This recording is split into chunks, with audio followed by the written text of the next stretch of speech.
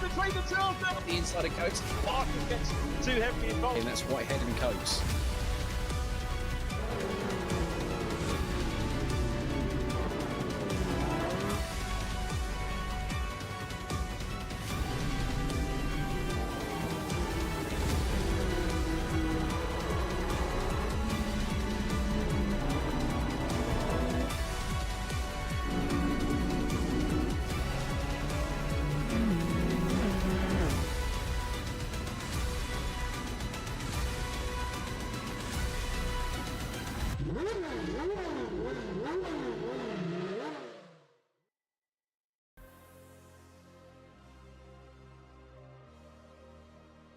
And the buzzword for today is chase.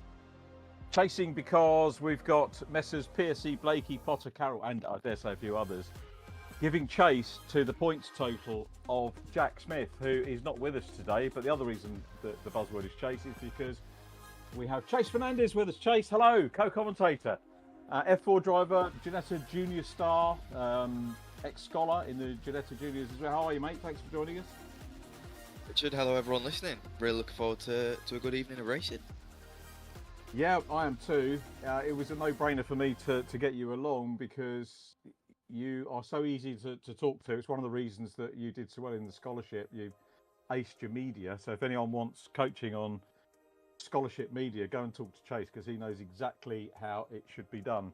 And he also seems to know how commentary's done because I think you've done a fair bit of homework here on Zandvoort as well, which is really great. And you were fresh off a decent weekend at Alton Park where you showed some really good pace in F4.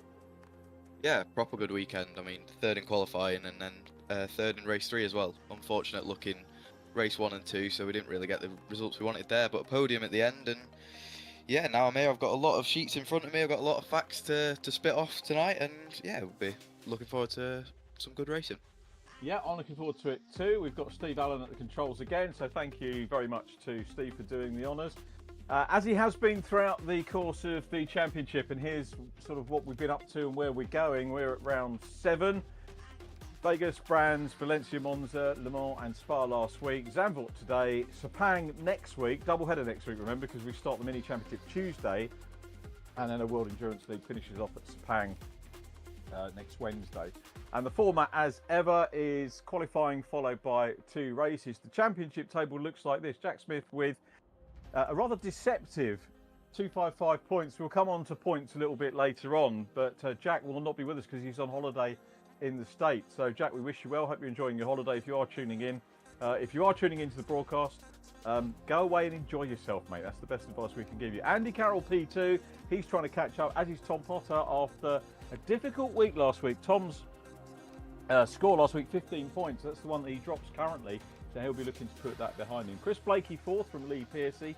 And then Alex Walker, Rich Hayden, who missed the first 2 rounds because he was involved in the production side, is 7th, but will be up there and gunning for podium positions. Oliver Gibson 8th from Paul Laramie.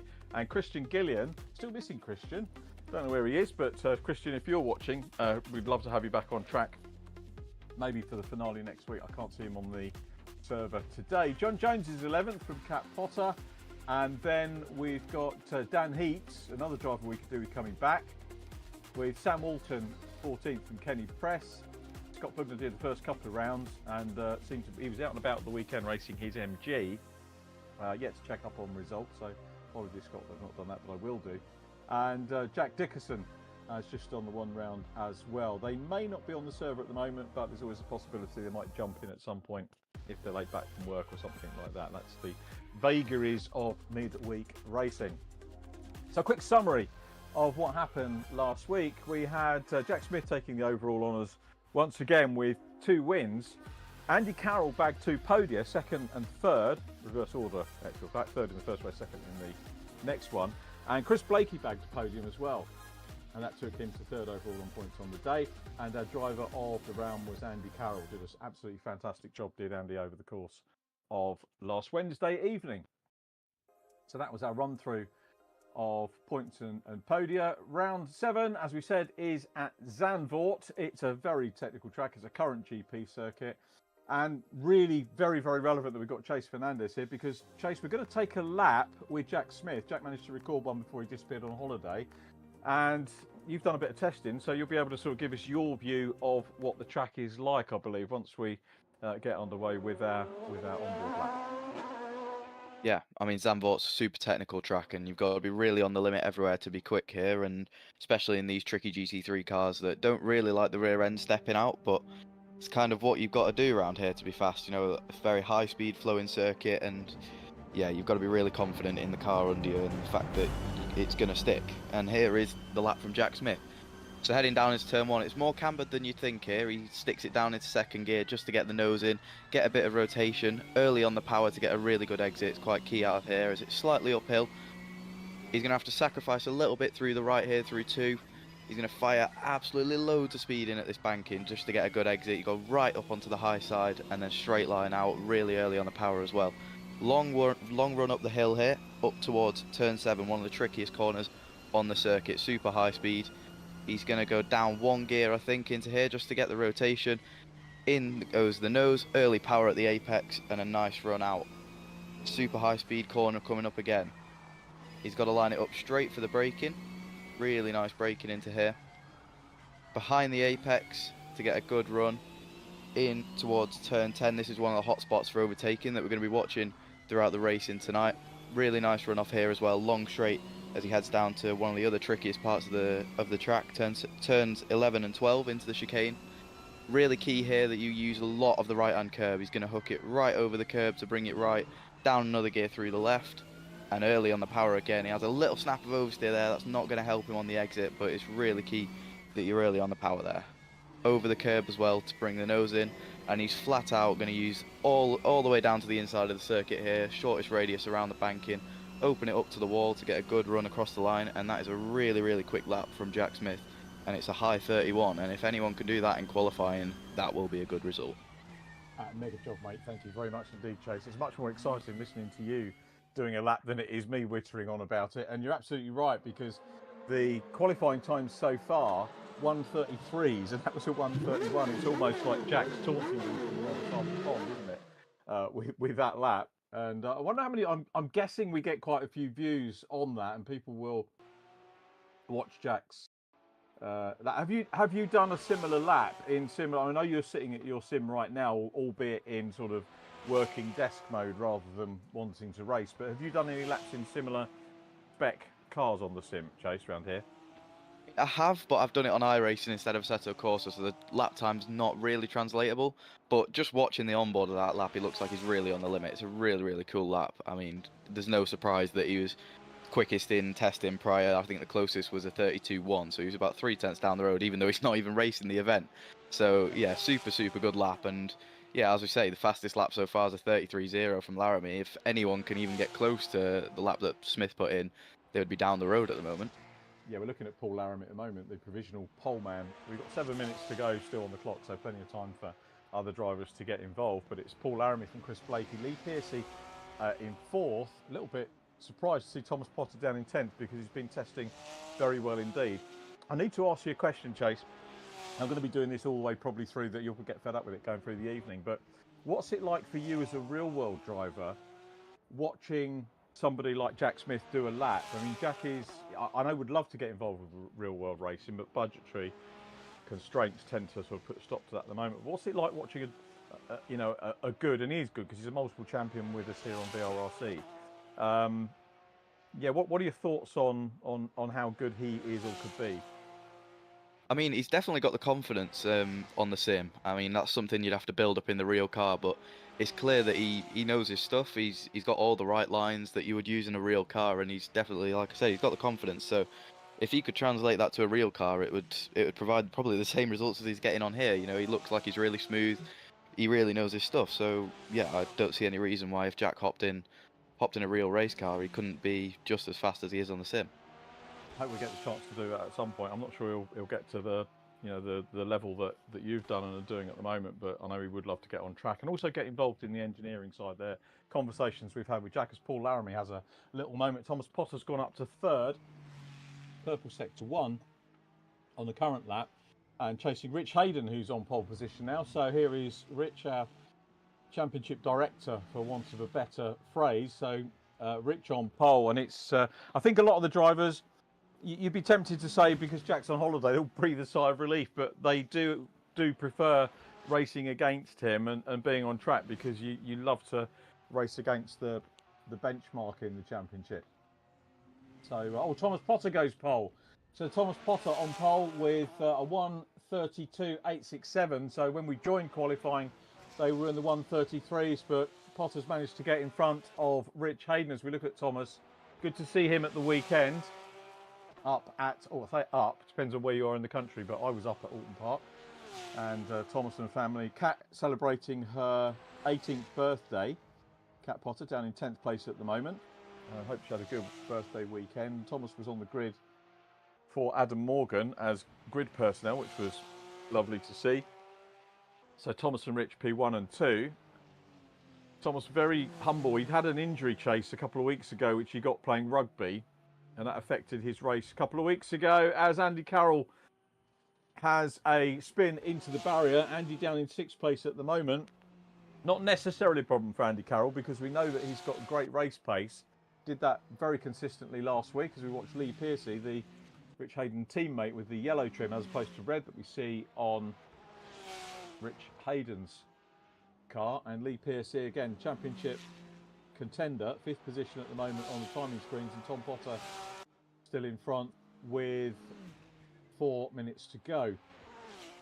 So it's Porsche from Ferrari, Porsche. It looks like, yeah, we've probably seen the Ferraris be a little bit more dominant over the course of this, but off goes Chris Blakey into the barrier.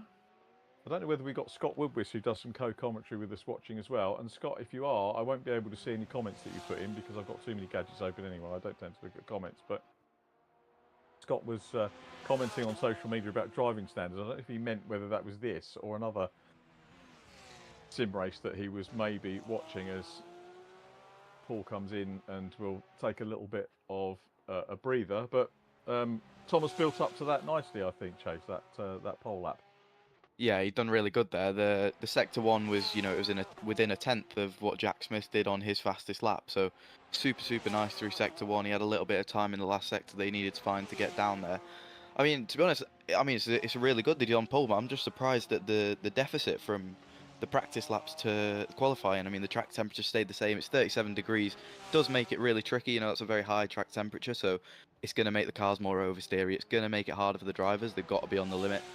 But yeah, I mean, maybe the added pressure of qualifying, just no one seems to be getting closer to what they were doing in practice. But I mean, a 32.8 is still a very respectable lap, and Thomas Potter's done a great job there. I mean, it's super close at the top. Rich Hayden's within 200ths of Thomas, so I think when it comes down to the final flyers, we could be in for a good show here.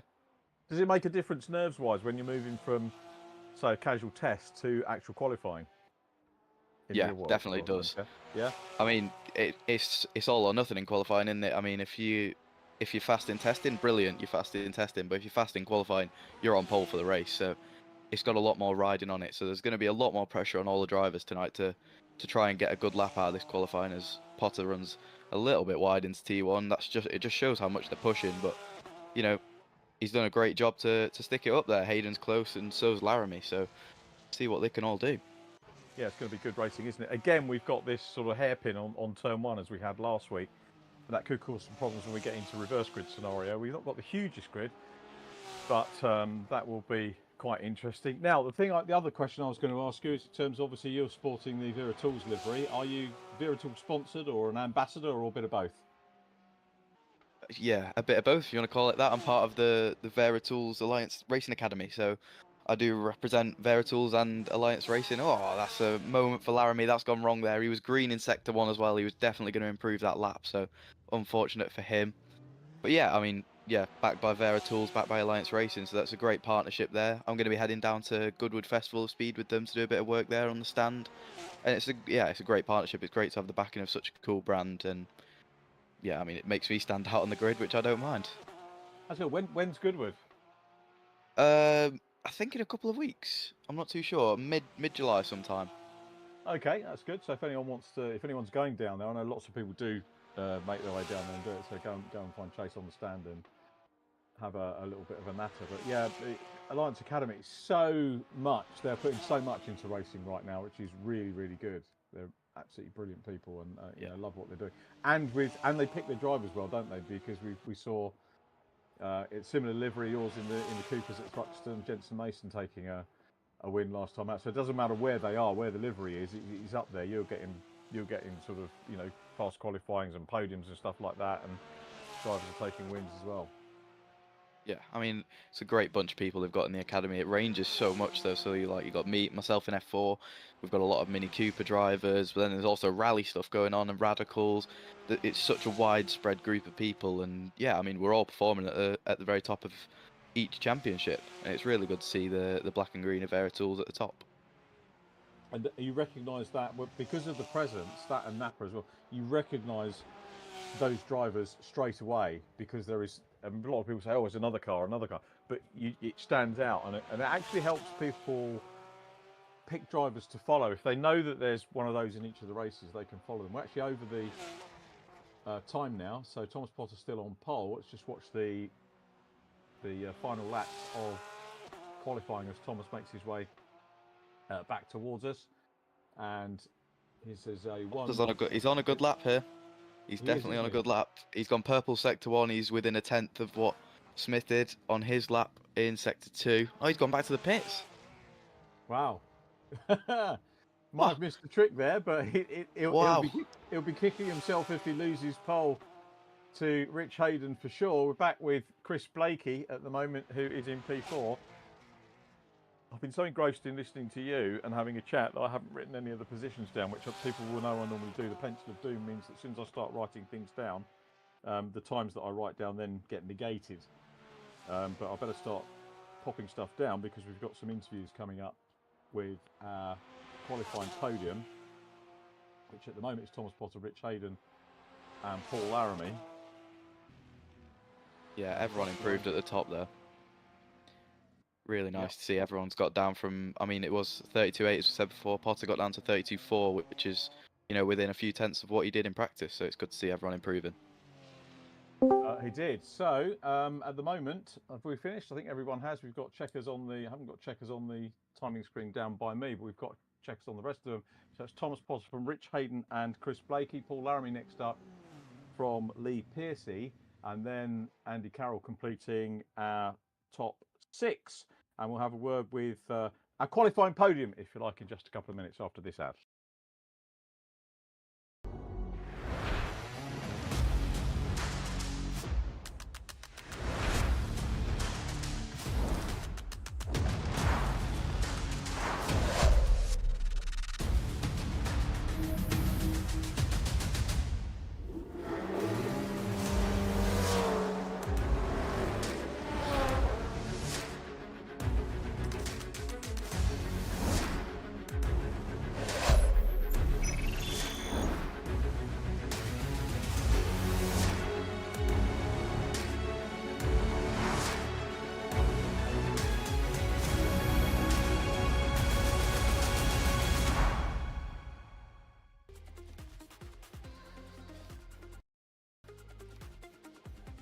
So welcome to the qualifying podium, and it's a third place on the bounce, so very fast and very consistent. Well done, Chris Blakey, on taking 3rd position in qualifying. Chris, we saw a couple of moments there. That's not an issue though, is it, in sim sport? No. Evening, guys. Yeah, I'm happy with that because I've been perhaps too much, but this track is definitely kind of lots of ups and downs and plenty of bumps to get your head around, and it likes to kick the car sideways at unfortunate times, but yeah, it's good fun. Favourite part of the track? The finish line. Ask a silly question, Yeah. the sweeper bit through the fast bit after the banked hairpin after T3, the up the hill, left, right, and that down into the dip. I like the high speed stuff. The bank corners, I'm not a fan of. NASCAR can keep them. That was a really good lap and decent start to the day. And as I said on the intro to the program, it's all really now about the chase, isn't it? On Jack Smith, who's away, and it sort of puts a different complexion on things this weekend with Jack not being here. Does a bit. So you might get some different people to interview in first place now and then. But my priority is to beat Paul, Lee, and Sam. So as long, and maybe he's Rich. Like, we'll see if we can beat Rich. But as long as I beat Paul, Lee, and Sam, I'm a happy boy. I've just edged out Paul there. I'm sure he'll be cursing me in the other chat room right now. That was actually, yeah, that's a really good point because that was late doors. I've just written down Paul in third place with the pen of doom, and then you snuck in and managed to get that. So that's the key thing about keeping going right the way to the end of the session, isn't it? Yeah, I got over that line with seconds to spare, and I made a good first corner. So like that first corner can set you up for the lap so much. You've really got to nail that. Really, you can lose so much time there. So got around there. I was like, right, I haven't lost time here. Good, let's go for it. And yeah, just managed to squeak him. So. Excellent. Well, congratulations, Chris. Well done on third position in qualifying. Look forward to seeing you in the race. So I'll let you go and get ready. And we'll speak to you a bit later on. Cheers. Thanks, Chris. Chris Blakey there, our third place driver in qualifying. And let's move up onto the second step. And we move from Porsche to Ferrari and Rich Hayden. Well done, Rich. That was a good, consistent session by the look of it. Yeah, it was, considering I've had no practice really. I was away from Friday last week until late last night. So I've been working the day job during the day and then just tried to get some practice laps in at the end and managed to get a little bit of consistency in. But yeah, I still think there's some pace in there if I had some more time. So you've got to beat Thomas in the race then? But I don't know about that. I think my worry at the moment is all these Porsches sat around me, which, as you know, are fast off the line. So yeah, I'm just going to try and get through the first three corners as cleanly as I can, he says, touching wood, and we'll go from there. You're the Ferrari flag waver this weekend, obviously. Yes. So. Well, yeah, you and Lee, but you're obviously ahead of him in qualifying. So yeah, we were pretty similar on pace, to be honest. So when in the practice, he was a bit quicker than he was in quali. So hopefully he'll be able to back me up in the race. But yeah, looking forward to it. It's a bit tricky. Tyres are going to be a little bit edgy, especially with a lot of these cambered corners and off camber coming out of it. So it's going to have to be careful on the tyres as you go through the stint. But we'll see how we get on. That's good. The thing that sort of looms large over the graphic that we're looking at the moment, top of the graphic, is Race Against Dementia, which I know is very, very dear to you, and it's great to be doing some stuff with them, isn't it? Yeah, absolutely. It's very dear to my heart. As you know, my dad passed away and he had dementia at the beginning of this year. And anything that I can do to raise the awareness and help as many people as we can, we'll do that. And I've linked up with Sir Jackie Stewart's Race Against Dementia charity to just try and raise some awareness. Go out, look through the website, educate yourself. 1 in 3 people that are born today will die with dementia. So it's a big thing. So anything we can do to raise that awareness, we'll try and do it. I didn't realise that stat. My mum lives with dementia and Alzheimer's, and even I didn't know that stat.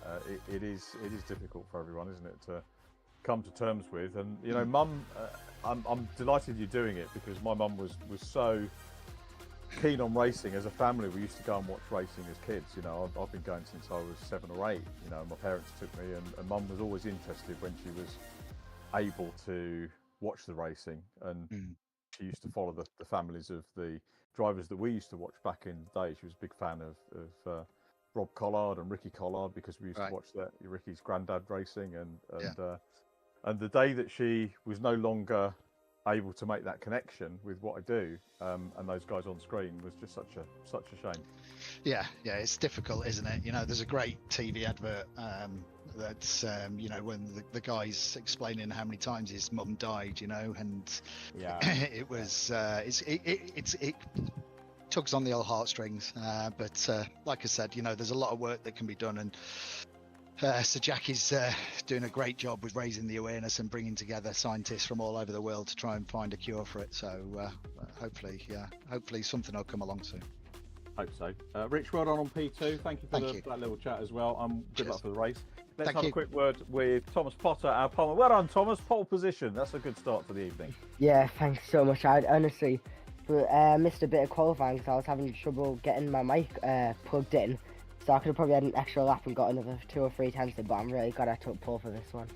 Yeah, you aborted. I think Chase spotted that you aborted the last lap when you'd got a purple sector as well. So there was definitely a bit more speed there as well. Yeah, I mean, I had to abort it in the end because, well, the tyres just gave way, and I thought could have possibly got another lap until I looked at the time and realised no. But yeah, I think I'm still, well, really happy I managed to get pole because you're going to need it on this track.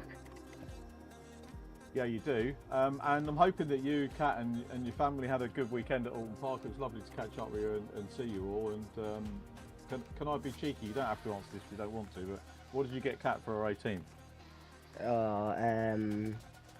I'll move on with that one because, well, actually no, I did get the Camera C12 direct drive wheelbase, as I'm moving on to some exciting things which I can't mention right now, but I'm still getting used to it. So good luck with my start because I'm still getting used to a quick system on it as well. Cool, that's really good. And your livery's not a million miles from Vera Tools, is it? Colour scheme. Yeah, not that far at all. And obviously you managed to catch up with Chase over the course of the weekend, I guess. Yeah, well, I think it's really incredible that, well, I used to be in the same race team as Chase in karts when I was in Bambinos. Yeah, and he at JC Motorsport, so it's really crazy now he's in F4 and, well, commentating on me racing right now. It's great when people that you used to race with make that step because it just means it's tangible. It means you understand what they've gone through to get where they are. We're running out of time, Tom, so we'll catch up with you a little bit later on. Just say well done on pole and good luck for the race. Thomas Potter. Yeah, thank you. There we go, scene set for our first race of the evening, our penultimate event of the season, and it's going to be a good one, I think. We've got Thomas Potter on pole, Rich Hayden second, Chris Blakey third, Paul Laramie fourth from Lee Pearcey and Andy Carroll, Sam Walton seventh from Alex Walker, John Jones in ninth, and then Kat Potter in 10th place. Going to ask Chase Fernandez for a quick prediction, and by all means talk over the lights out if needs be. Who's going to get this one? My prediction definitely lies with Thomas. He's had the outright pace over everyone here, and yeah, I just see him running away with this. Let's see how it goes. Lighting, that was beautifully timed. The lights go out here at Zandvoort in Holland, in the Netherlands, and we are racing for the first time. 2 races, remember, this evening. Thomas makes a great start, goes high, wide and handsome, to quote the late, great Brian Jones, commentator at Brands Hatch over the years, and it's Thomas that leads them around down Gerlach and into Hugenholtz for the first time, with Paul Laramie challenging for second position on the inside of Rich Hayden. Side by side they go. The Ferrari gets the better run up the hill and out of the corner on the outside, gets into P2. Paul Laramie is Chris Blakey in third place, Paul Laramie in fourth, followed by Lee Pearcey, but that was a nice clean start by everybody. Yeah, really super clean start, really nice to see. I think it was Blakey that went to the inside at turn 3, he struggled to just get the run off, and Hayden managed to get the run on the outside line using the banking to his advantage. As Pearcey, is he going to have a look at the inside? He is. Backs out of it, thinks better of it there. It's not really the place that you want to be making a move. This one, however, is, but I think I've just seen Thomas Potter in a wall. Oh, okay, yeah, it looks like that's the case. Yeah, we've got crash with the environment for Thomas. That's disappointing, isn't it? A shame for Thomas. It leaves Rich Hayden in front. Good spot. I was busy looking at paperwork, as ever. So it's Rich Hayden. I was about to say, Rich has got his mirrors full of Chris Blakey, which won't help, wouldn't have helped in the pursuit of Thomas Potter, who's down in 10th. Is he still going, Thomas? Has he managed to rejoin? He will rejoin with damage if that's the case, which is not good, but it's a different complexion for the lead battle as they come through the RE Lyondike corner, named after the 2x Indy winner, which is a nice synergy with the banking that we've got there as they go side by side for the lead. And it's Chris Blakey with his nose in front as he went across the line, but Rich Hayden gets back. There's very nearly a gap on the inside as they go through Tarzan for the second time. Paul Laramie keeping the watching brief in third, but we've got a real battle on our hands here. And I'm guessing there are going to be different points of the circuit which will support or favour each of the cars here, Ferrari or Porsche. Yeah, there's always going to be different characteristics between the different cars. So some of them will be better in the high speed, some will be better in the low speed. To be honest, I've not driven both of the cars of the Porsche and the Ferrari that seems to be the most competitive here, but so I don't really know where's better for each, but obviously we're going to see that over the next 27 minutes here and obviously through race 2 as well. But I think this is going to be quite exciting with Hayden and Blakey. They seem to be quite similar on paces. Blakey's gone for an absolute send up the inside into T9. He's not going to get the run off. He's going to look for the inside. Hayden's blocking it off. Really nice defense from Rich Hayden here. He's going to stop it on the apex, and Blakey's got nowhere to go but to sit behind him. Aside from the incident for Thomas Potter, it's a lovely start to our racing evening here with 4 cars all really in the mix for lead position. And Rich Hayden there, very interesting to see. He was trying to take as much of a racing line into that corner as he could, but without leaving too much room. So I thought really good line there from Rich. He's trying not to compromise the racing lines. He comes under pressure from Chris Blakey, our Real World 750 Motor Club BMW racer. This is a great way for these guys to get racing experience and keep them sharp. Here comes Blakey though. He's going to put his nose in front. He's going to draw level as they go across the line as he did on the last lap. Was there a little glance between the two? There was glance between the two. Chris, I think, as he backed out of that, no, it's still side by side as they go around Tarzan with Paul Laramie keeping the watching brief, and Blakey's got the move done. Very nice move from Blakey around the outside. It just looks like that Porsche's got so much more grunt in the straight line. He looks like he's got great straight line speed. We'll see if it's different now that Rich Hayden's got the toe off him down the straight. But I think Hayden's going to come under pressure from Laramie if he's not careful. But Piercy is really putting the pressure on him now. So can Piercy set up a move? He's going to have to sit behind him through 7, 8 and 9. There could be a move into 10 or into the chicane. I would not count Piercy out for moving up onto the podium this lap or certainly on the next one. Very definitely not. If Thomas Potter makes me feel old because he's not even young enough to do junior racing yet, and Lee Piercy makes me feel old because I used to watch his dad racing back in the day. So that's not the best scenario for a commentator to have, to be perfectly honest. But it does mean that I guess I feel I got a little bit of a connection with some of these drivers as well, as Rich loses a little bit of ground here. Blakey getting his head down and trying to build pace and get away. Rich will be mindful of the fact that he's got another Porsche behind him at the moment, only a 1/6 of the way through our first half an hour race, and we've got the stops to come as well. There was, as I say, a little clatter between Chris Blakey and Rich Hayden. Rich will be as fair as possible in the judicials that will there will be judicials that will ensue as we watch the 5th place car, Andy Carroll, ahead of Sam Walton and Alex Walker. All of the drivers capable of podium finishes in our racing, and I'll say that right the way down the order. Thomas Potter is, I think, struggling. He's had a pit, so he's a couple of laps down, so I don't know whether Thomas is actually still going or not, but down in 10th place. He's going to find himself at the back for the reverse grid as well, because remember, assuming that the tech is working, we'll have a complete reverse of the grid for the second race of the day, as Rich Hayden now is I don't like the expression, but you hear commentators using it and saying he's possibly the cork in the bottle here. He's got a little bit of a queue behind him. Yeah, I mean, it just looks like Blakey's really got his head down. He's setting green and purple sectors every lap that he's out front. Obviously, Hayden's still setting greens as well. They're going to get quicker and quicker as the fuel load gets lighter as they get closer to the stop. But the Porsche just seems a lot faster, to be honest. Piercy's doing a great job to keep the Ferrari in it. It's a shame to see Andy Carroll down in 5th, you know, off the back of a 3rd and a 2nd and the driver of the round last time out at Spa. I mean, he's pulling the Honda to places it's not really seen. He's the only Honda in the top 15 of the championship, so he's doing a cracking job. I mean, he's scoring consistent points in 5th, but obviously he'd be expecting and wanting to get more out of this if he wants to claw some points back on Smith. And yeah, I mean, Hayden, he's doing his best that he can. He's just got to try and see this out to the stop. Just keep his head down, not fall to the pressure of Laramie and Piercy behind him. Just keep doing the job that he's doing and hope that he has a good pit stop and can extend it on the next run and do something special after the stop. Yeah, for sure. And just to put some perspective on that, if you haven't got the timing screen open, I can tell you that Rich and his teammate Lee Piercy both running on the medium tyre. So they'll be maybe looking to run a little bit later into the race before the tyre stop and very possibly have a shorter run Oh, and we've got, there is Paul Laramie having a moment. So Paul Laramie disappears out of third place. It's going to put Lee Piercy up onto the podium. So Alex Walker and Sam Walton, as well as Andy Carroll, have gone past. So Paul Laramie finds himself down the order. Another one of our real-world BMW racers. So it's Chris Blakey now from Rich Hayden, Lee Piercy in third place.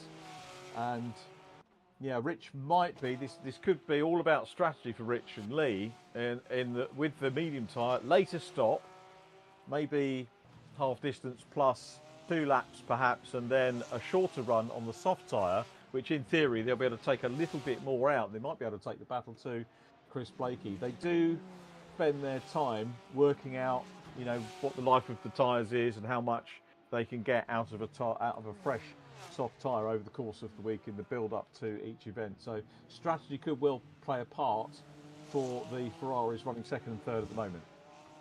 Yeah, I mean, both out of VRRC SRT stable, so they're both on the medium tyre. They know they don't need to put each other under any pressure. They've just both got to wait till their longer stop, of course.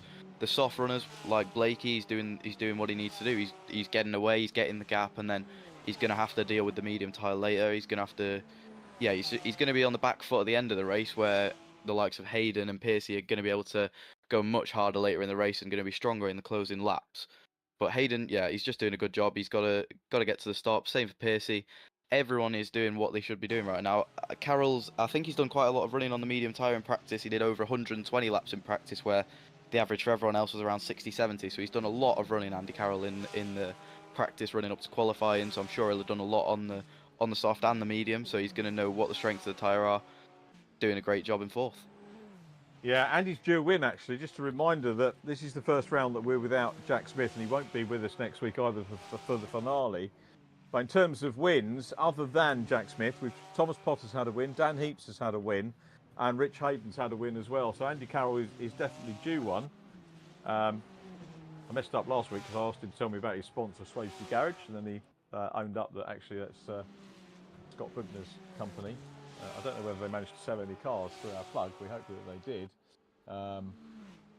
Scott, who was the runner-up in our F4 Cup, we had a VRRC Formula 4 Cup, which was championship before last, I think, or was it the last one that we did?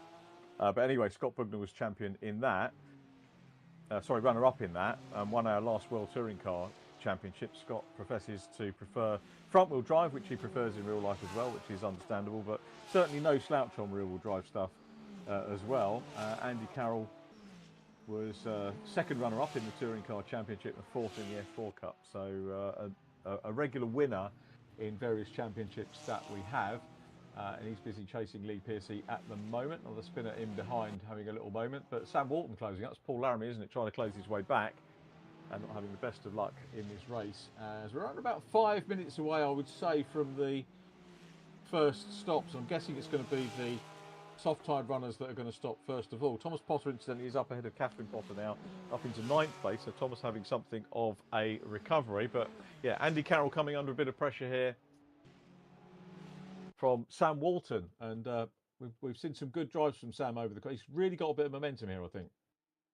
Yeah, Walton's looking really strong here on the back of Carroll. I think he's going to be looking to make that move. Yeah, he's, like you say, he's looking really strong. They're both on the back of Piercy though, so I think they're both going to want to get through before the stop, ideally. Or on the other hand, maybe Carroll's just sitting in, using the toe and pulling himself round. So I would suspect that Carroll's going to make the move soon, as maybe a crash further back for Laramie. Yeah, not so good for Paul. Crashed with the environment, so he's had another off. Again, it's one of the joys of sim racing that you can do that. You're not too worried about...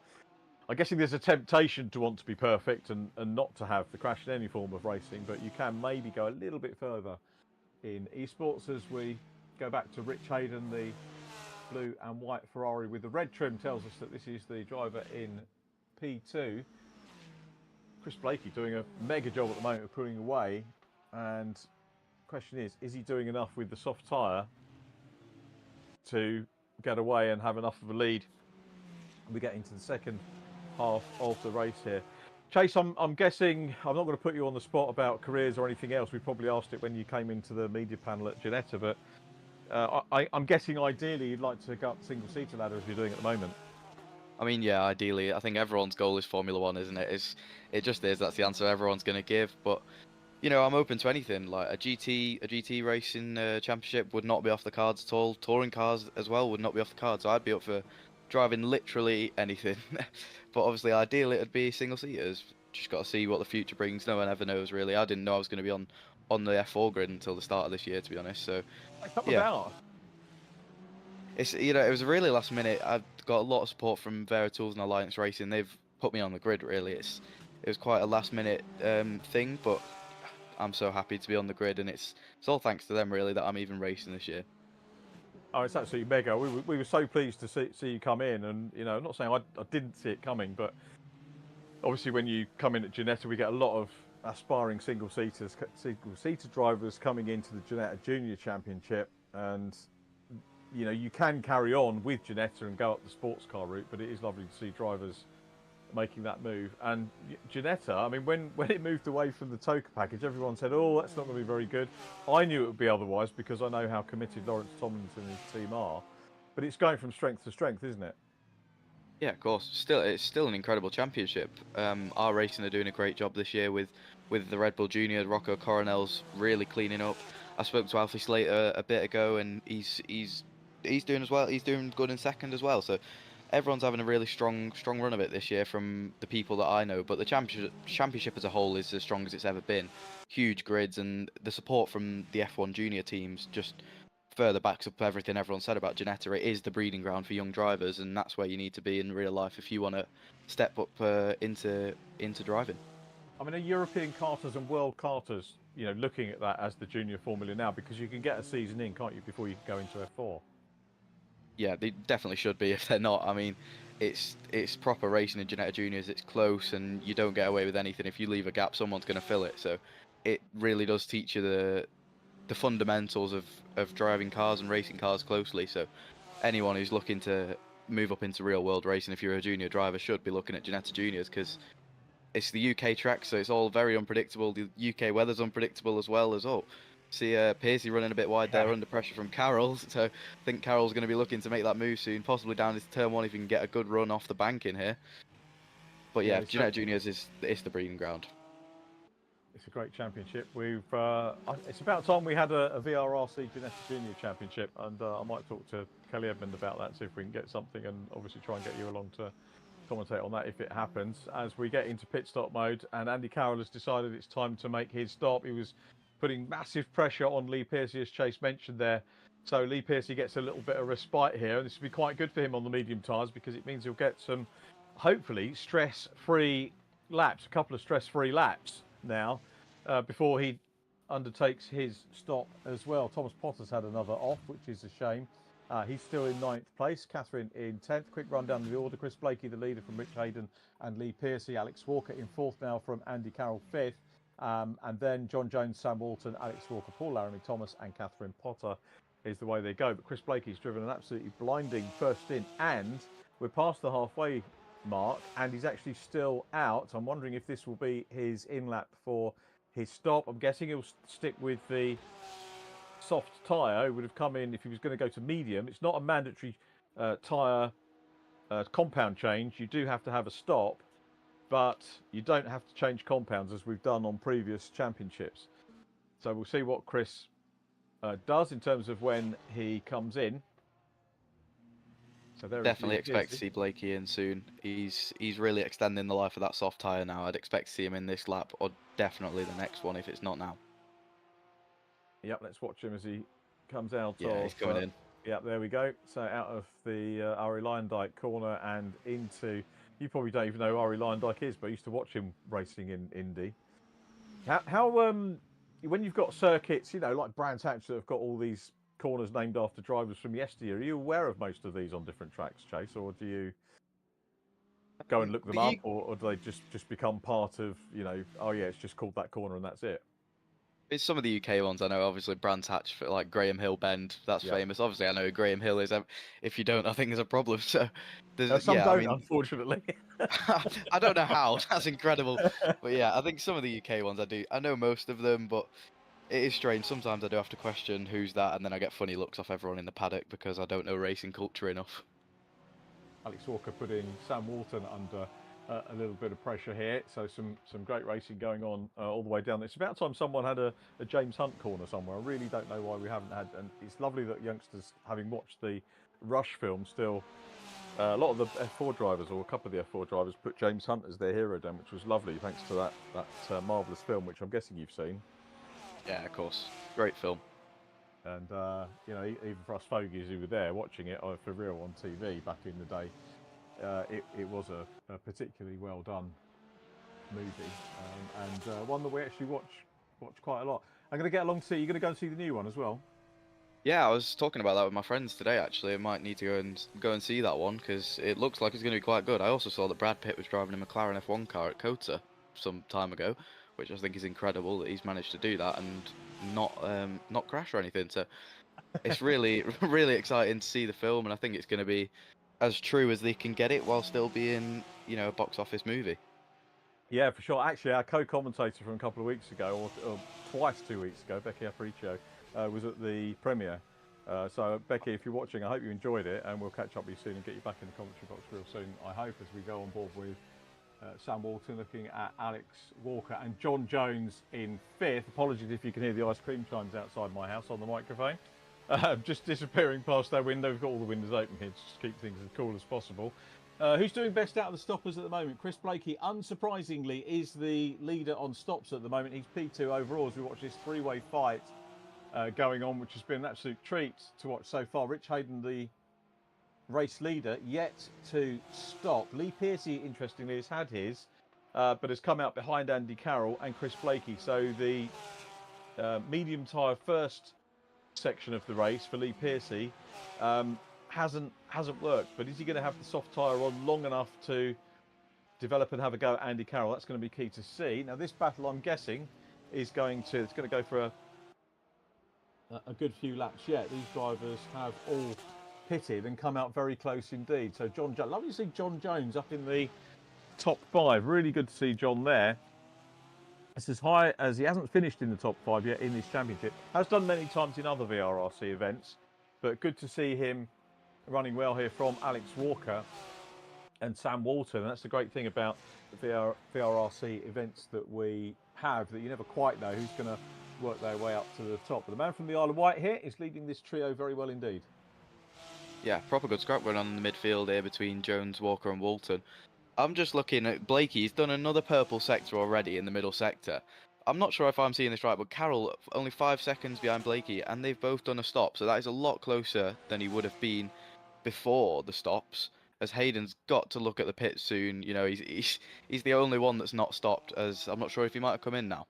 He has, yep, you're absolutely right. He's come in and drops to 3rd at the moment on time. It's going to be interesting to see whether Lee Pearcey will remain ahead of him as we watch Chris Blakey, who's done an absolutely sterling job here. Remember, Chris started 3rd on the grid, that late lap, getting him from 4th position to 3rd on the grid and doing a super couple of opening laps to get himself into the lead, which he built on very well indeed.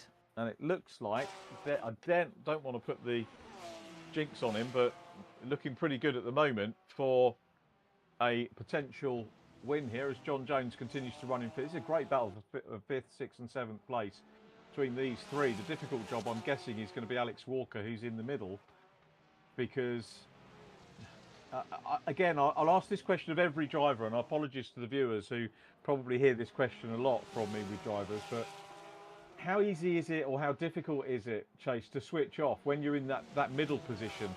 Are you focused more on attacking than defending? I think you have to be. If you're looking at the car behind, you're going to go backwards. If you're looking at the car in front, you're going to go forwards. I think that's just the mindset you've got to have in that situation. And, you know, Walker's doing a great job of it. He's managing the gap behind and in front perfectly. And who is that? Is that Rich Hayden in a wall? I think it may well have been. Yeah, it's the red trim, isn't it? So it is Rich Hayden. That's disappointing. I wonder if his engine's gunned again. He hasn't. Oh no, he hasn't. It's got going again. So Rich Bad, that's a shame. That is a real shame for Rich Hayden. Drops down to 7th position. We'll find out what happened a little bit later on.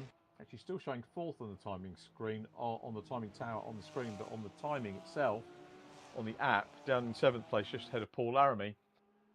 So it's Blakey, Carroll, and Pearcey, and Andy Carroll Chase, doing what he did last week. He didn't necessarily qualify too well, didn't go well for him, but his race was extremely well judged. Here he is, and he's found himself now through some good solid driving, decent stop, finds himself in P2. And this is the man who's, you know, no surprise, second in the championship, and this is exactly why he's second in the standings at the moment. It's absolutely no surprise at all. His race pace is really impressive. You know, he's come up from the midfield in qualifying, he's second. So this is why it's just these consistent results that he's getting has put him in second in the championship. And you know, like I said before, he had a third and a second last time. He's going to get a second again here, it looks like. I mean, the pace is not there of Blakey. You know, Blakey's doing a 33.6 is his best lap so far, where Carroll's done a 34.9. So the pace of Blakey is incredible. So I don't know who's going to reach him, if anyone can, you know, outdo him in race 2 on pace. But Carroll's doing exactly what he needs to do. He's outpacing those around him at the moment, and he's in a steady second. And it's the race pace and the race pace is moving up in the grid during the races that's got him the points. It is, yeah, all good stuff. John Jones has dropped away from the battle that we were looking at very sadly down into 7th place. Alex Walker now just one position away from a podium in 4th. Remember, that was the battle for 5th place. So Alex Walker 4th. Rich Hayden, of course, has dropped away and down to 6th place. So it's Walker 4th, and then Sam Walton 5th, and Rich Hayden in 6th place. Then John Jones 7th from Paul Laramie. But we've got a race on our hands here because Lee Pearcey, best lap 1:33.4, and 1:34.9 the best lap for Andy Carroll. And Pearcey's having a look now. So goes to the outside run here, and he's got the pace in. The Ferrari gets his nose in front, grabs the line on the curve, and goes through with ease there, you have to say. Yeah, I mean, he was looking feisty before. He's done a green sector and a purple sector on the previous lap. He was looking really quick. That move was always going to happen. It was just a matter of when. And it was really nice, just on the straight, super clean move. He didn't have to try too hard, just got the run out of the first sector and, yeah, straight around the outside of him. Really nice move. And, you know, Rich Hayden's going to be same strategy as Rich, because they started, both Lee and Rich started on the medium tyre. And Rich was ahead of Lee in the race. Whatever happened, but I'm guessing that Rich, had he not had any issues, would have been closer to Chris Blakey. So that strategy very clearly working at the moment for the Ferraris. But Chris Blakey is 6 seconds clear, so probably nothing to worry about with 5 minutes to go on the clock. But Lee Pearcey up into P2. Andy Carroll still on the podium. Big gap back to Alex Walker in 4th, but Alex still only that one place away from podium, and it could happen because we could lose one of the top 3. We lost Rich Hayden earlier on, so we've got Sam Walton trying to close in on Alex Walker. Still very close for 4th and 5th position. I think we're going to pop a lap on Thomas Potter here.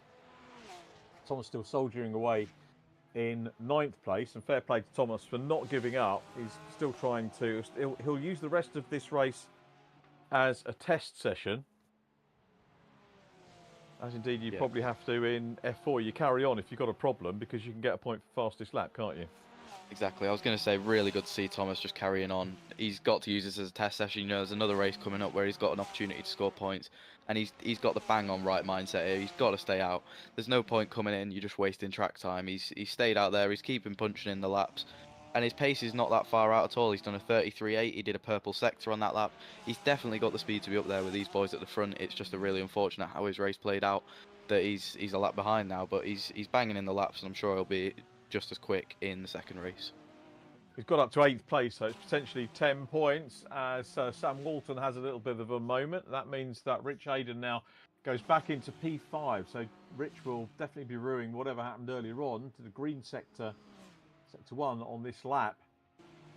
So Rich trying to close down now on Alex Walker and get up into P4.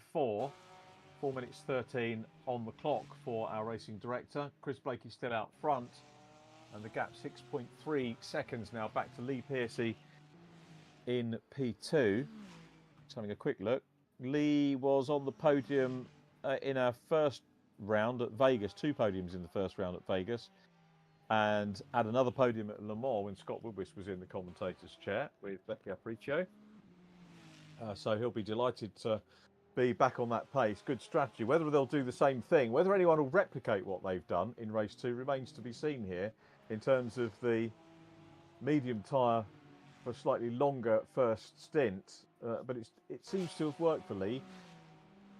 Been aided and abetted by problems for other drivers, but he's put in some good stints here as he makes his way down the home straight with 3 minutes to go. Yeah, the strategy's definitely worked for Piercy. I'm sure it would have also worked for Hayden. I mean, he's got back up into 5th, which is really good to see after that little mishap. So he's going to be right there in the points, which is, yeah, really nice to see. It's worked for Piercy. It's just unfortunate that no one can touch Blakey at the moment. He's got the gap back up to 7 seconds. You know, he's really impressive as another spin for Rich Hayden here, which is not going to make him too happy, but I think he's got quite a nice gap back to Sam Walton, so he might not lose out here. We'll see whether that's the case. Yeah, he has got that gap. It's hot weather today, so people racing in esports, on sims, tend to get a little bit hot and bothered over the cool. Well, even in the winter when it's freezing outside, this is hot work, and I've no doubt these guys probably need to keep themselves hydrated as we watch Alex Walker running well here in his Ferrari in 4th place at the moment. That's Thomas Potter ahead of him rather than Andy Carroll, who will be the car that he is chasing on track. There is Andy, still in P3, so another podium beckons for Andy, and it's going to make it 3 events with podiums on the bounce for Andy Carroll. Again, shouldn't be surprised in terms of the championship standings, as we mentioned earlier on, with 2 minutes on the clock. Chris Blakey still out front and looking for his win. He was actually our F4 Cup winner, Chris Blakey, so shouldn't be too surprised about that. Many wins with us in the club. And here is Lee Piercy in P2. So Lee, the top Ferrari, and we've got 3 different marks actually on the podium at the moment. So that means that this, for me, this championship is shaped up well with the diversity of the cars. Really good to see, yeah. 3 different manufacturers on the podium. I was just looking at the numbers as well. This is going to work really well in Carroll's favour for security of that 2nd place in the championship. You know, Potter's his next competitor on 163 at the moment, which, I mean, yeah, Potter's in 8th due to a few errors in this race. At 7th now, but Carroll in 3rd. That's going to really do wonders for him in the championship, just to secure that 2nd place. Obviously, his efforts towards 1st are still ongoing, and he's going to be working towards that for the rest of the evening as well. He will, I think. I forget how many conversations. We go on to the last lap here of our first race. I have so many conversations over the course of a racing weekend. I'm fairly sure Thomas said he's missing the opening round of the minis next week because he's away. Maybe it's a school thing or otherwise. I think that means he misses the last round of this as well. So that's going to hit his points total, unless it's just Tuesday night that he can't do. I can't remember exactly. We'll get clarity from the man himself over the course of the rest of the evening. As Chris Blakey, our race winner here, this is very much just needs to take it easy really on this lap. 6 seconds clear and looking good for the win. Definitely is. 6.3 seconds to the good. He's just got to roll it round and just get to the line, and it's points secured and a win secured. Unfortunately, that Carroll's not going to see that win that he's been wanting for so long, but another podium's really good for him. Piercy's done great in the Ferrari to extend that strategy of the mediums onto the soft. Great execution of that strategy, whether it was due to failures of others, but I mean, you can't deny it. He's up in 2nd place and it's worked for him. So really nice to see the competitiveness up front, and you can see that Blakey's just rolling it round because the gap's gone down to 5.6 seconds now. He's just trying to be secure to the flag. Yeah, absolutely. The correct thing to do as we go through the Ernst chicane for the last time, the Audi S's, and coming around the Kumo turn. Kumo, great supporters of British racing as well, which is lovely, and we give them our thanks through Ari Lyndike, the bank corner, and coming down towards the checkered flag to grab a first win in the VRRC World Endurance League for 2025. It's Chris Blakey. Well done, Chris. Takes the win. Lee Piercy, we're going to have to wait a few seconds. Well, actually not too long, because Lee Piercy has already crossed the line in 2nd position, with Andy Carroll under a little bit of pressure here from Alex Walker. And Alex was going to have a good look there, but it's Andy Carroll who takes 3rd position. Alex Walker in 4th. It was John Jones, wasn't it, coming through? Beg your pardon, not Alex Walker. So John Jones finishes 5th, but a lap down. Alex Walker will secure 4th position. John Jones 5th. Thomas Potter recovers exceedingly well for 6th place, ahead of Rich Hayden. It's going to mean that the championship battle for podium positions between Thomas Potter, Chris Blakey and Lee Piercy is going to be very, very close indeed, as I'm looking at the points without drops. But we'll talk more of that anon, because we are going to head into a quick break and we'll have the podium presentations in just a moment.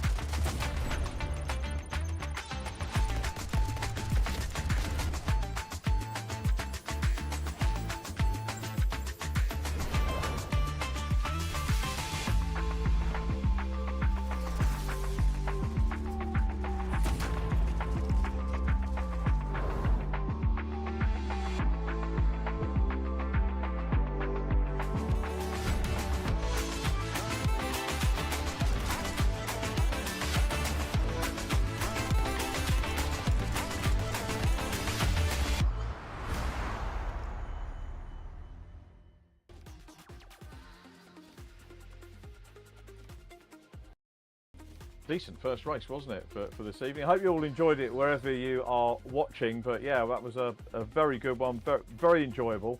And we'll grab a quick word with our top three, starting with third place, another third podium event on the bounce, actually, for Andy Carroll. Well done, Andy. Another very well judged race, I think. Yeah, it was that was all about getting the tyres to the end. That one.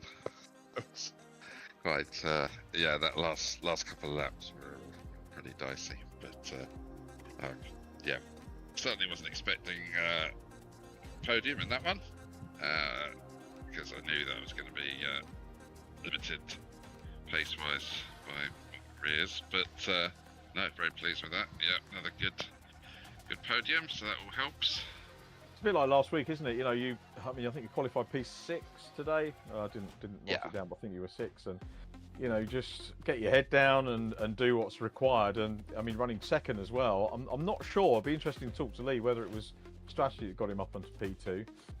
Sounds like you weren't overly confident about the pace that you were going to get out of your car over the course of that. But points-wise, it works out very well because obviously Thomas is probably your main challenger for second position in the championship.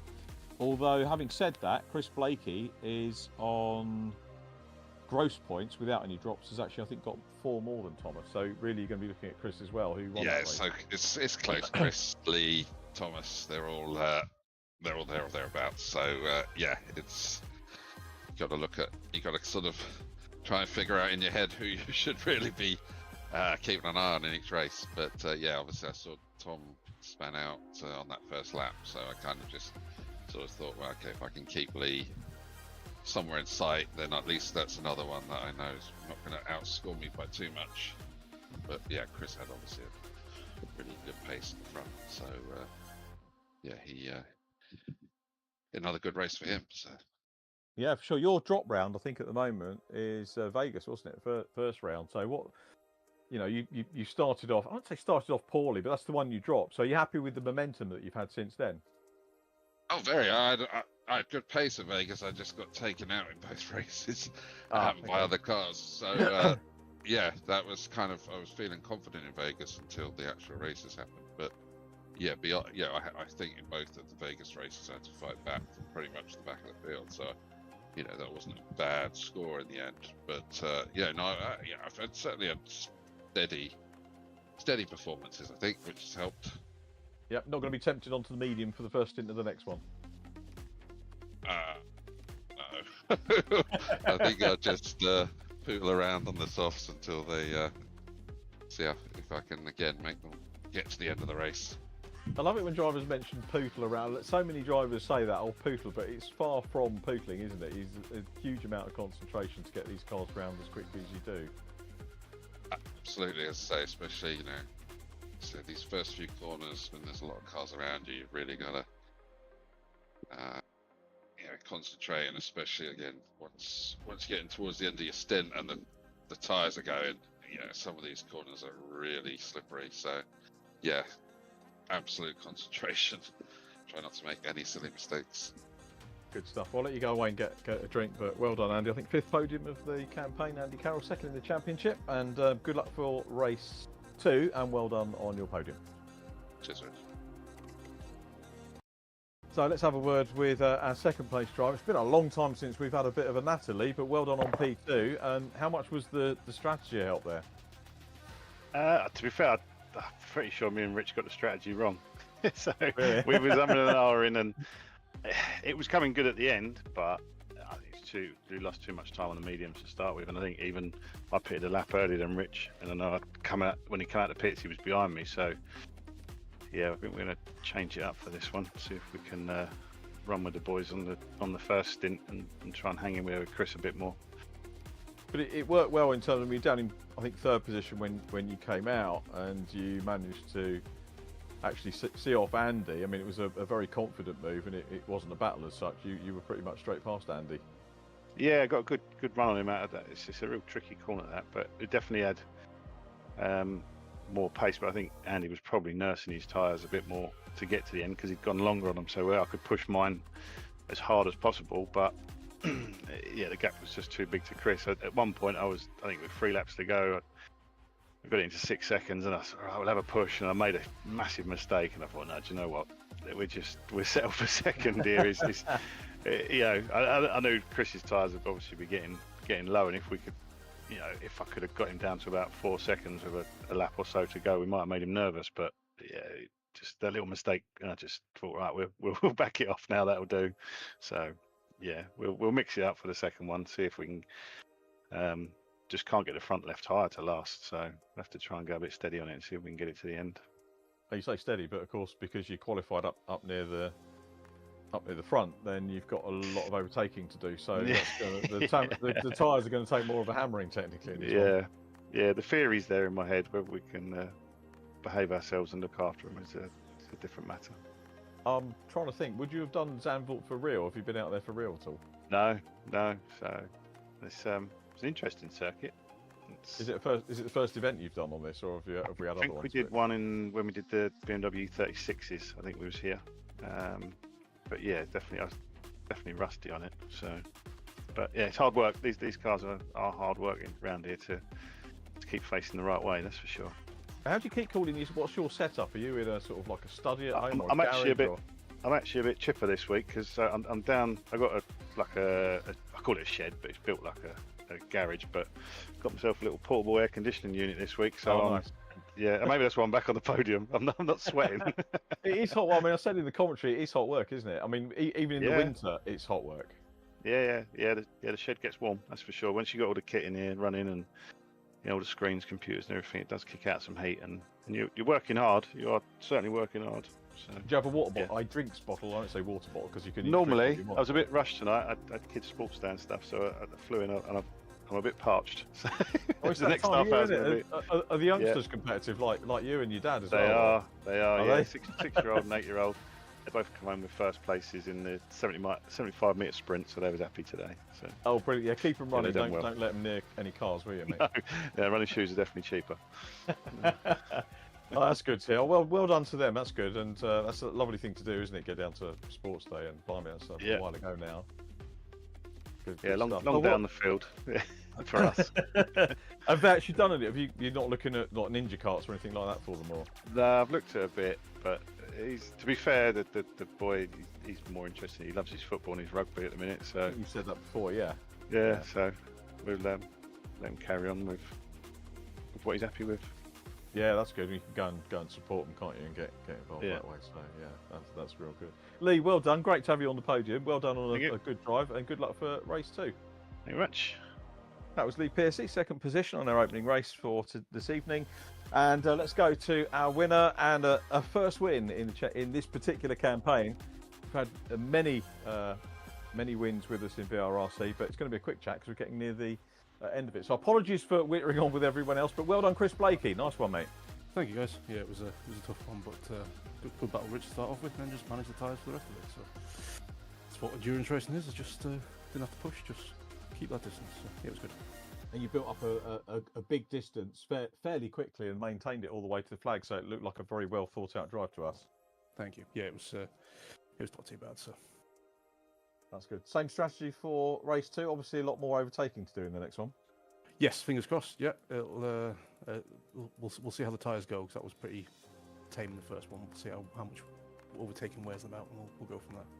Excellent. Chris, I'm going to apologise. I didn't leave enough time to interview worries, you properly, but we've got 30 seconds ready for the race, so I'm going to let you go away and get ready. But many congratulations. Great drive and a good win. Cheers, guys. So Chris Blakey, our our winner. I get carried away sometimes chatting to everybody and go off at tangents and everything else, so apologies for that, but it's sometimes nice to be able to do that as we look forward to our second race, and it is going to be another exciting one, I think. So we've got John Jones and Kat Potter up at the sharp end of things. Alex Walker is there with Sam Walton and Andy Carroll. We've got the light sequence about to go, so it sort of segues quite nicely and doesn't leave too much time to worry about getting ready for the race, which is underway. This chase is always the nervous bit of the race for me, the reverse grid going down into what is effectively a hairpin. I'm sure they've all read the right act, but it's Kat Potter that leads very well there off the line into turn 1. Paul Laramie goes through the dirt. He's going to recover. He's going to be a little way behind. John Jones and Alex Walker have had a little bit of contact, and it's not going to be a podium for Andy Carroll.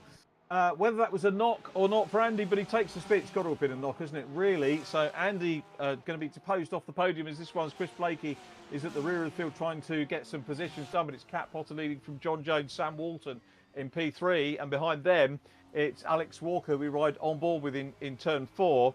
I've got to say, slightly more orderly start than we've seen over the last couple of weeks, which is good news, Chase. It was a really, really nice start, yeah. Unfortunate for Laramie and Carroll.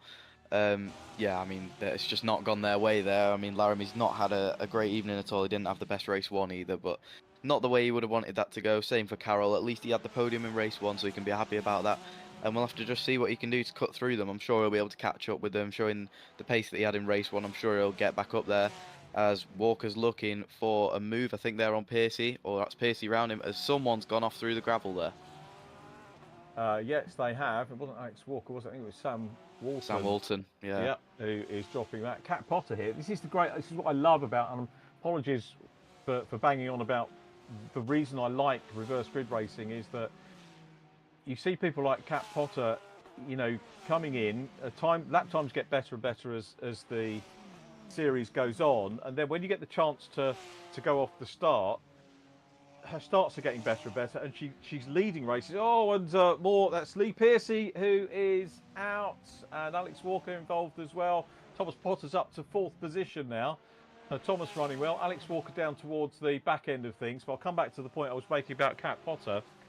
Getting better and better and gaining this wonderful experience of starting off the front and getting more confidence.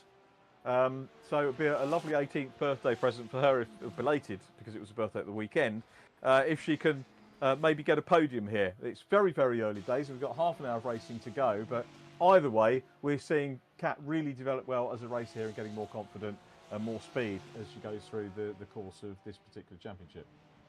Really nice to see her putting the laps in. I mean, she's looking confident the way she's driving right now. She's holding that +1 second gap over John Jones. Rich Hayden's going to be looking strong in 3rd. He's going to be really wanting to go at this one, try and get a result out of it. But yeah, Cat Potter, she's just doing what she needs to do, just driving, ignoring what's going on behind. It looks like there's going to be a bit of a fight for second here, as there's defensive going on for John Jones. Hayden's going to look round the outside, thinks better of it there. There's 27 minutes left. He doesn't need to be going anything too extreme right now. He just needs to sit in the tow and wait for John Jones to make a mistake, or just wait for the pace deficit to step in and just close up on him. But yeah, Cat Potter's holding the lead, extending the lead now, obviously, because of these two battling, so it's going to really help her case out when it comes to the stops. She's going to have a bit more of a buffer than she would have expected, maybe. And I'm sure as long as she doesn't make any mistakes, I don't see any reason why Cat Potter can't get a podium out of this one. Yeah, that would be great for her. And yeah, as I say, just driving real well as John Jones goes very wide indeed. Rich goes slightly tighter. Everybody, incidentally, on the soft tyre. You probably not sure whether you get to hear what's said. I think we managed to mute all the microphones when we get to John Jones having an issue there. So Rich Hayden up to P2, and John will recover. So Rich Hayden can set about chasing Cat Potter now. But Rich was saying, again, I don't know whether you heard it before the interviews or not, because the adverts were running, but Rich had a power lead problem. So electrical gremlins, I think we call it in the real world, but yeah, I think power lead disconnected, or he managed to get it back in and carry on. But that was the main issue for Rich Hayden, as we look at his teammate Lee Piercy, who we were thinking, with the problems on the opening lap, might not get up towards the podium in this one, but is only one place shy of that at the moment. So it's Catherine Potter leading from Rich Hayden, Thomas Potter in 3rd place, Lee Piercy here in his Ferrari in 4th, Chris Blakey is 5th, so Chris Blakey on for potentially the best score of the day, so he might be our round winner potentially. Andy Carroll next up, and then Sam Walton, John Jones now in 8th place, and Alex Walker next up. I think Paul Laramie left the server, which is a shame, but we now have a battle on our hands for the lead out of the bank final turn, the Ari Lyndike corner, going down the main straight in towards Tarzan. What is Hayden's strategy going to be, Chase? He's going to want to get through quickly. Potter just needs to not put up too much of a defence. That's really clever from Cat Potter. As Hayden's gone deep, can she get the run out of the corner? She's not got the momentum there, but honestly, all Cat Potter needs to do is sit in here. There's no need to be losing time with 25 minutes on the clock. She's under pressure from a younger brother. Nice battle between the Potters here. Who's going to get the run? Thomas is going to go around the outside, use the banking. He's going to have a really nice run off, and it's a good move from Thomas on his sister. I'm sure there'll be a bit of a sibling rivalry in that house tonight. Yeah, do you know, this is brilliant stuff from Kat. Really, really pleased to see her doing so well. And you know, 3 laps, and pretty much held the lead for 3 laps in this race, which is great. Real driver development. And I've said it before, a lot of drivers are put off joining us because they feel that they wouldn't be able to do as well as the drivers who do the demonstration laps for us. You know, if you watch, you mentioned about Jack Smith's time on the demonstration lap was a good second or so quicker than we were seeing in qualifying today. And it can put people off joining, but don't worry about that. The more, I'll tell you what, if we get 5 rookies in our next championship, I'll put a trophy up for the top rookie. So, you know, we'll judge whether we get, you know, some new drivers in and class them as. I'm sure we'll end up getting debates about rookies and rookies, if you know what I mean. We get that all the way through motorsport, don't we? Because we've got that in F4 as well, haven't we? Because you're an F4 rookie, but you're not eligible for the rookie championship because you've raced cars in Ginetta. Exactly, it's so hard to decipher. I'm just going to stop there because Thomas Potter's looking for a proper Good move shout. on Rich Hayden for the lead here. He's going to look at the outside. Hayden's going to have another lock up there. That's 2 laps in a row. Hayden's locked up into turn 1. He's got away with it this time, though. And I think it's going to change for third. Piercy's got ahead of Cat Potter. Thomas is really putting Rich under the pressure here. He just needs to do exactly that. As long as he keeps Rich under pressure, to be honest, I can see Rich making a mistake. He's locked up 2 laps in a row. There's no reason why he won't go third. And Piercy's gone off just after he's made the move for the podium. He's had a spin. Really unfortunate for Lee Piercy, but it's put Cat Potter back on the podium, so I'm sure she will be very happy with that. But yeah, back to that point about rookies. I mean, yeah, like you say, I'm an F4 rookie for this year. Unfortunately, I can't run it because of race Ginettas in real life. So yeah, it's a difficult one. I mean, I know there's some of the lads that have raced F4 in the UAE this year and have done more than 3 rounds and are still classed as a rookie. Yeah, I can't be. So yeah, it's a difficult one, but you know, you just got to take it on the chin. I'm looking at the overall championship and just looking at driver development really as the year for me this one. So, and I'm sure it is for everyone, but I've just got to try and improve every round that we go out, and I am doing at the moment. So I'm quite happy with how it's going, whether I'm a rookie or not. It's just you got to take every race that comes. Yeah, I would agree with that. And do you know what? I enjoy every round, and I enjoy F4 more and more year on year. The groups seem to get the entries seem to get stronger, the personalities get bigger. It's a really good cohort again this year. You know, the icing on the cake is the Grand Prix round coming up. I know you're not able to join the grid for the Grand Prix because you're away on holiday. So I hope you have a good break anyway when we get there. But Piercy coming back, so he's in 6th place chasing Sam Walton. Hayden from Potter.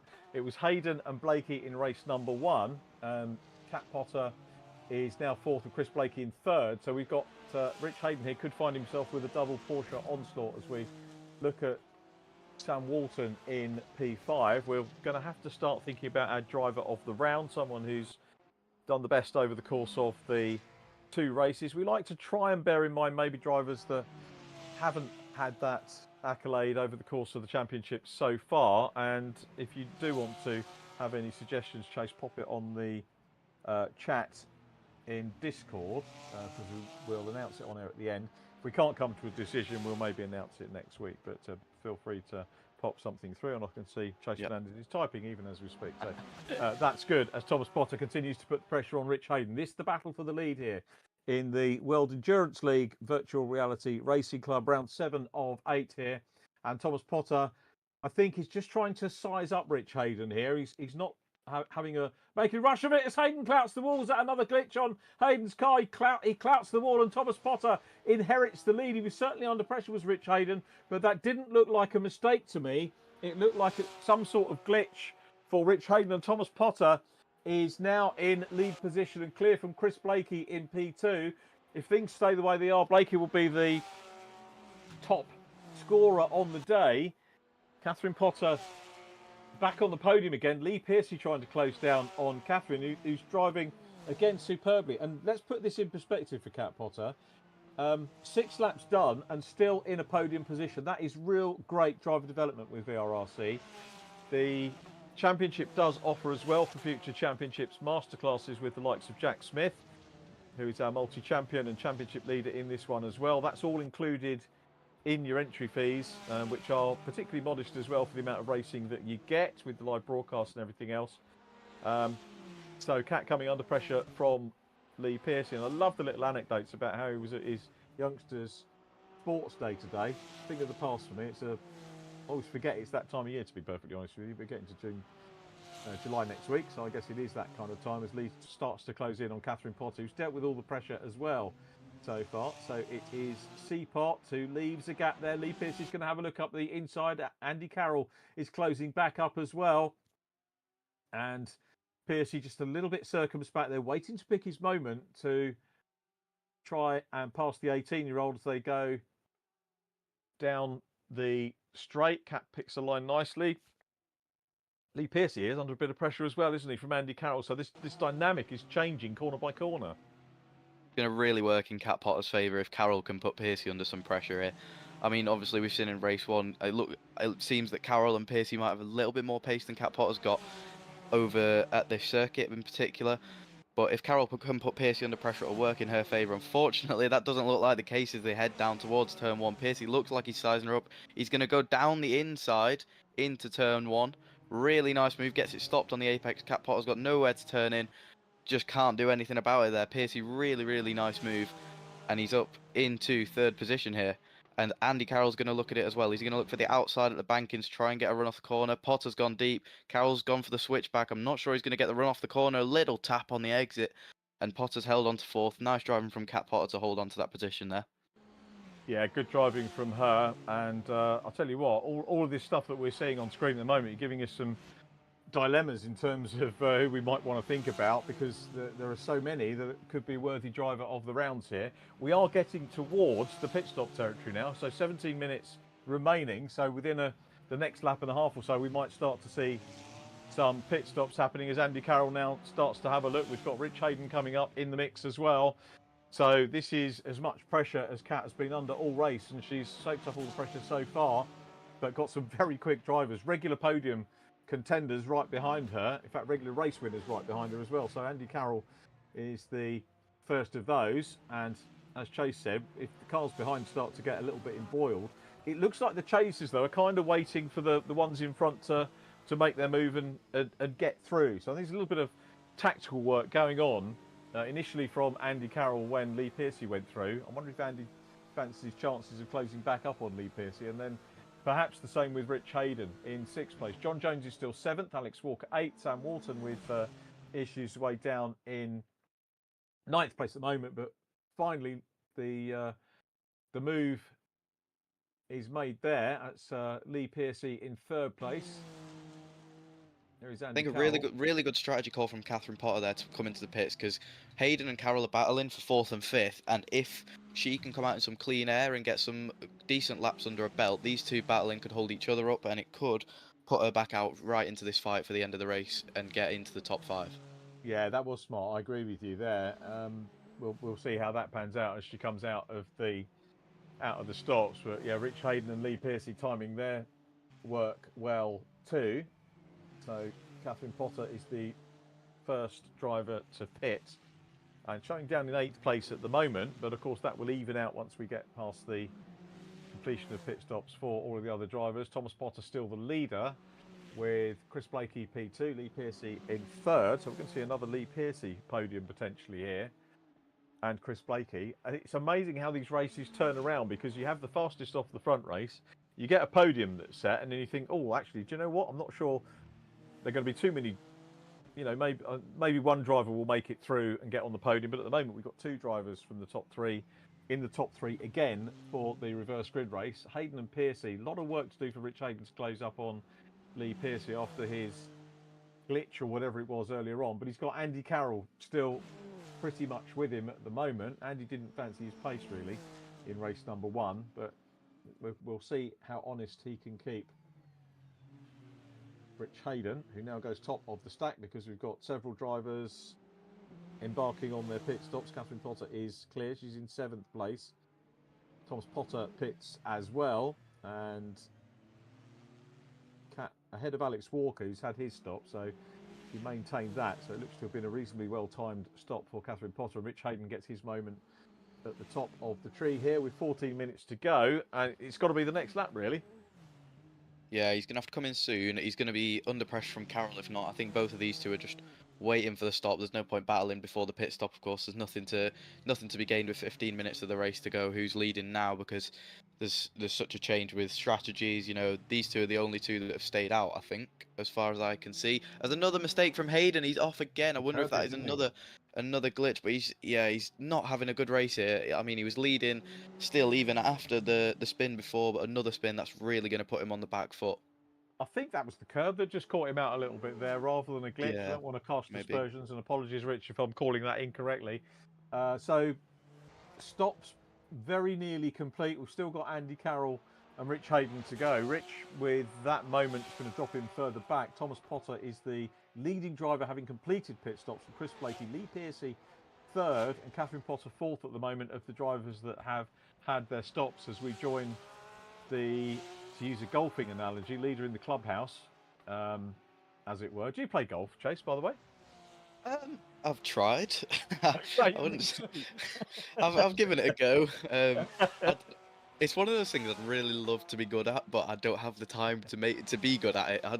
I don't mind playing the odd par 3 course every now and again. That's fairly simple. That's about where my ability gets me to. But you know, I'd love to be good at golf, so I think it's something I do have to take up in the future. Yeah, I was going to. The only reason I asked you about it is that it came up last year and the year before with quite a few F4 drivers, and you hit the nail on the head. I don't know how they have the time to play. Exactly. Because you've got to, it's like all sports, you've got to practice to be any good as well. And there was talk about having an F4 golf day, but to be honest with you, a lot of the ITV people play golf, but I would just make myself look even more stupid than usual. So probably not something. I'd be right there with you. Well, I might bear that in mind. We could pair up. Of course. No worries. Thomas Potter, though, is the race leader now by right as well from Chris Blakey in P2. So they've both executed great stops. Potter from Blakey, Lee Pearcey in third. There is Chris Blakey in P2. I think the gap, 9 seconds is the gap between Rich Hayden, who I don't think has had his stop yet, and then a gap between, okay, timing tower's glitching a little bit. Thomas Potter is, let's have a quick look. Potter's 2 seconds clear of Blakey in the lead at the moment. That's not insurmountable, is it? And actually, yeah, we can see it now. The gap is visible on screen, and Steve, our director, rightly picks that up. Again, great direction from Steve. A big thank you to him for guiding us through the course of the races. We were talking about esports racing over dinner on Saturday with Steve Ryder's retirement dinner on Saturday, and I was chatting to James Wilson, who runs the cloud-based facility, and he was he's going to get another shout out here on VRRC, but we mentioned him on one of our esports races. I think it was over the winter months, and somebody pinged him that we were talking about him, and he couldn't quite believe it that we mentioned cloud-based on this kind of thing. But they look after all the outdoor broadcast facilities, and they do an absolutely sensational job. And I don't like using words like sensational, but they really do. They're just a mega team. And you know, we have a full team of sound engineers and directors, and I'm coming to the point that we were saying, you know, thanks to Steve Allen for doing the business for us here. Challenge on here. Cat Potter coming under a little bit of pressure from Rich Hayden, and Cat Potter in P6 now. So Cat's off. No. That's a shame. Oh, there. That's the worst news of the evening. That, and what a race she's done up to that point. So hopefully she'll get going again. It was holding on to that top 5. It was looking really, really good for her. I mean, it was going to be difficult off pole. That's a lot of added pressure for anyone, but especially on the reverse grid pole. You know, it's a position you might not have been in before. So I think she did a really, really good job up to that point of holding on to the top 5 against such a competitive grid. A shame to have that mistake. I'm not sure what actually caused it. Maybe it was the pressure from Hayden behind, but you know, that's just racing. Sometimes it goes that way. I'm sure she'll pick her head back up and go again. 10-second penalty for Rich Hayden there, I think. Definitely. I'm joking. Rich knows I'm joking about it. Anyway, Thomas Potter the leader, Chris Blakey second, Lee Pearcey is third. Andy Carroll there is in 4th place at the moment, ahead of Rich Hayden, having a little bit of a Billy No Mates race at the moment, and he comes down the main straight, ticks off another lap, 10 minutes to go, so 2/3 distance complete on our final race of the weekend, on the penultimate event of the championship season. We move in next week into the touring car head-to-head touring car challenge and the official mini challenge as well. Remember, we've got real world JCW and Cooper drivers racing against regulars from VRRC over 7 Tuesday evenings, which I will be calling with various guests, as we've had the likes of Chase and Harry Reynolds with us on this one from Real World F4 drivers. I know this isn't an F4 championship, but we've got Real World drivers joining us over the next few weeks as well. Not quite sure on the touring car championship. I think we probably will, but that's being looked after by Scott Woodwiss, as unfortunately I can't commit to 2 evenings a week on esports at the moment, as Thomas Potter continues to lead. This has been a good performance from Thomas, because after race 1 there can be a tendency for heads to drop and to get fed up, but Thomas has fought back, as you need to do. Yep, done exactly what he needed to do. He's pushing away in the lead, 3.1 seconds, which is an extension on the 2-second gap that he had before, which is really, really nice to see, especially with the pace that Blakey showed in race 1. I was expecting maybe a bit more of a fight towards the end of this one, but Thomas is doing, a cracking job out front. David Potter's just messaged me to say that unfortunately Cat's steering wheel disconnected. That is such a shame. So not driver error. We'll rescind the 10-second penalty for Rich Hayden. But hard lines, Cat. That's such a shame. Such a shame. I don't think we can give her a driver of the round now, but I've got to tell you that she was in the mix for that up to that point. So we'll have to still reconsider what's going to happen. But yeah, Thomas Potter still the leader from Chris Blakey in P2. Lee Pearcey is third. So how long have we got now? 8 minutes to go as we look at Lee Pearcey in third place, still clear of Andy Carroll in fourth. Again, Andy has put some good pace together and showing some good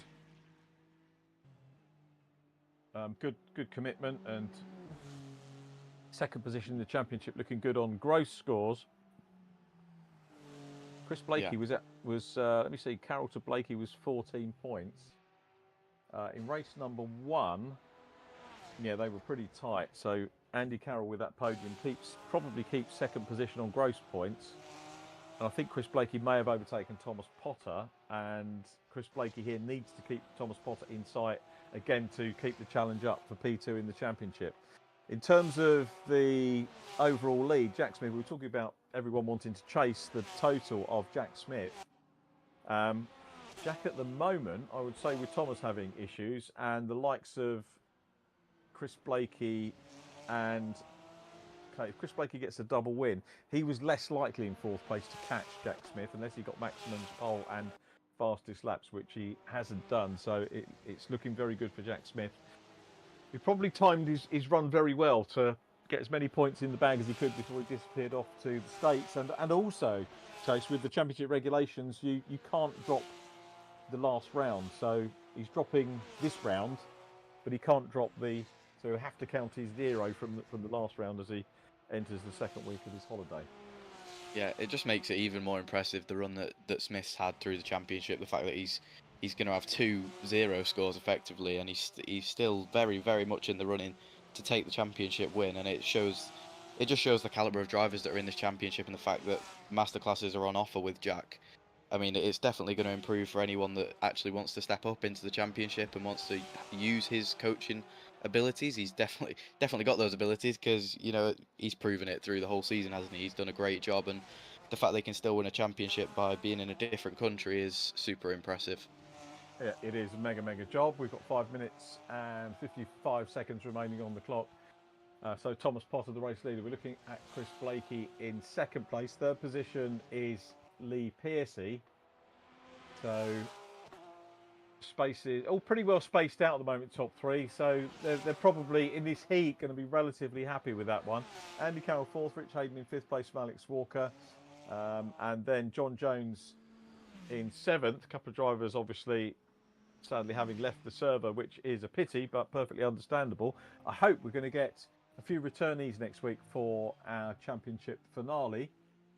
Next week, double duty. I mentioned that Scott Woodwiss will be doing the touring car challenge. Touring cars don't kick off next week. It's the week after the touring car challenge. So I will be here on double duty Tuesday and Wednesday of next week. So unfortunately, you've got to put up with me for twice. I'm not sure who the mini co-commentators for round one, but Ria Beauchamp, who organises the mini championship, sorting out various co-commentators. I think we might have Dan Zelos on one.